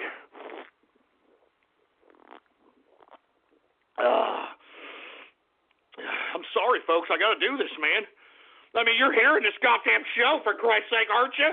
You're hearing this goddamn show.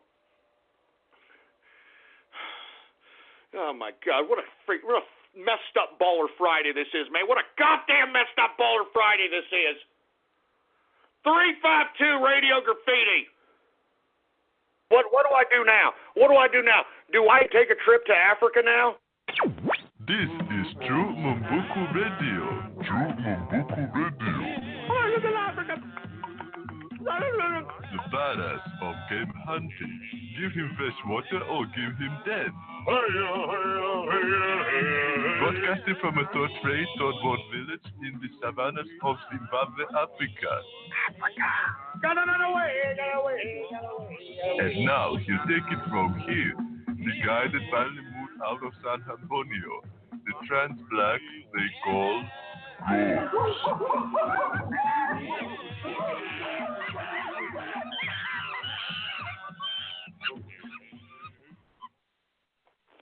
God damn it, you sons of bitches. You goddamn sons of bitches. Damn it. I'm so done with this goddamn show already, man. Why doesn't this show just hurry up and end? Hurry up and end, for Christ's sake. This show is horrible. This show is horrible. What a horrible goddamn Baller Friday, man. What a horrible goddamn Baller Friday. It's pissing me off. It's pissing me off. It's pissing me off. God damn it.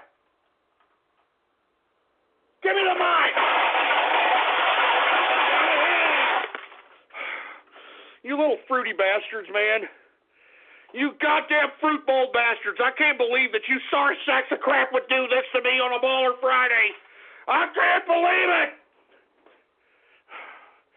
I deserve more respect than this. Don't you understand that? I deserve more respect. I'm tired, man. I'm so tired of this crap. I'm so tired. So goddamn tired.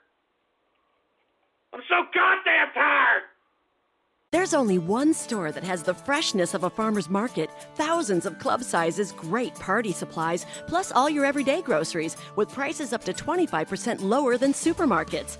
That's Smart & Final. And now those same low prices delivered to you in 2 hours or less. At smartandfinal.com, get free delivery on your first order over $35. For 48 hours only, get 4 12-pack cans of Coke for just $10 plus CRV. Limit 4, must buy 4 with a $25 purchase.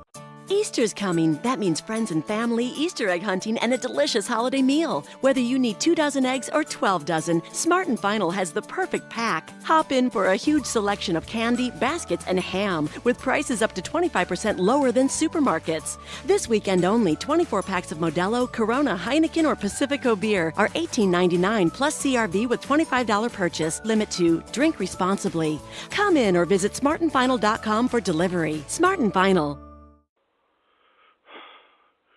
God damn it, man. What a Baller Friday, man. Give me my freaking beer.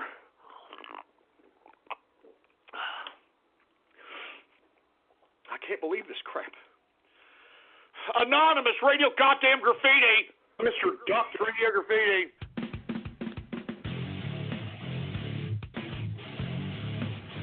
Magnets alone!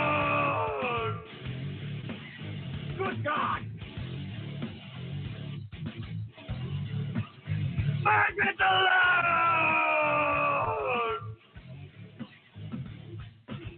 I'm sick of that smoke, and don't you be singing happy birthday for me for that son of a bitch. Don't you dare! He rips me off! He rips me off all the damn time! He rips me off! Hey, Alex, stop! You've ripped me off enough! Don't you dare try to take away my bronies, you piece of crap! You understand that? Hey, shut up! Don't shut that off! I was almost cool with the Pantera remix. Shut up about the bronies, goddammit! Shut up! Shut up! Anonymous Radio Graffiti! The Rock Radio Graffiti. Now, Mrs. Albin, we have run several behavioral tests on Thomas, and unfortunately, he is autistic. I like anime video games, all right? And I don't like you, okay? And if I don't like you, then you should like me. Now, Thomas, play nice with the other children. I can't wait till internet connections are $5 a month so that these capitalists aren't on the internet in abundance anymore. That's it, Thomas. I warned you. Now you're getting a trip to the woodshed. Oh, shit. Oh, Christ. Oh, Christ, no. Get away. Get away. I'm armed. Oh, Jesus Christ. Oh, my God. Look, I got to get the hell out of here. I ain't made a man of you yet, boy.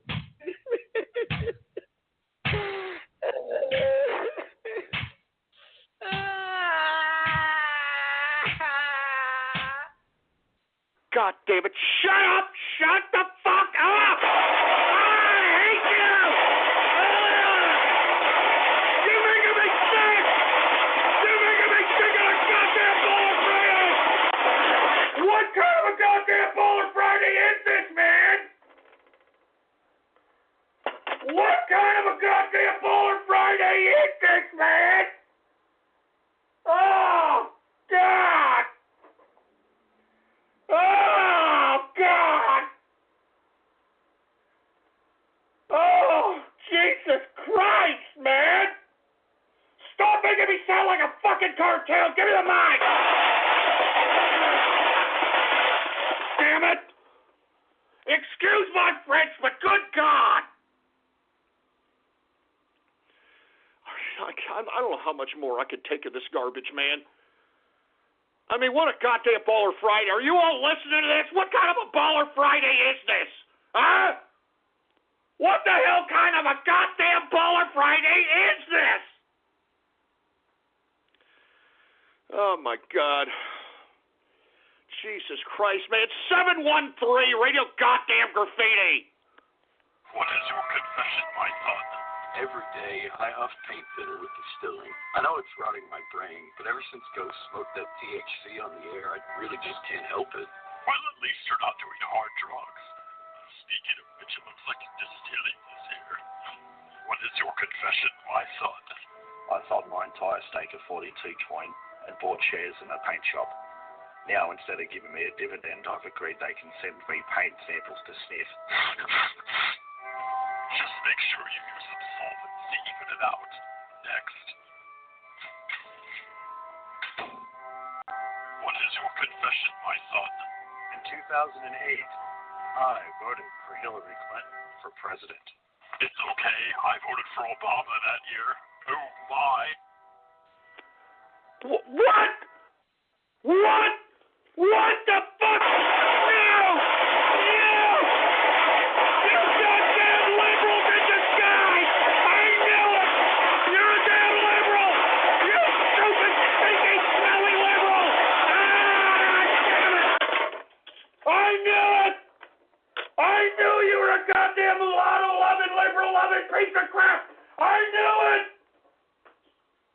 I freaking knew it, man! I freaking knew it! I knew it, for Christ's sake, man. You know what? I'm done. I'm so done with this damn Baller Friday. I'm sick of this crap. I'm done. I'm freaking done. Stick a fucking fork in me. I'm done. Excuse my French, but I'm done. I'm so done with this crap. I'm so goddamn. Give me the mic. I can't believe that you people here could ruin my Baller Friday to the capacity that you've done. I can't believe you. I can't believe you, you piece of crap. You know what? I'm out of here. I'm done with this Baller Friday, for Christ's sake. I'm going to go kick it with the True Capitalist Radio, people in the True Capitalist Radio chat room. I'm kicking it with them tonight. I'm kicking it with them. And look, if you want to go into the True Capitalist Radio chat room, then go to my Gab right now, Politics Ghost, and subscribe. That's the least you can do after ruining my goddamn Baller Friday is subscribe, for Christ's sake. I'm getting the hell out of here. Screw all you people, man. All you people that are laughing, and I'm looking at you. Look at them on Gab. They're laughing.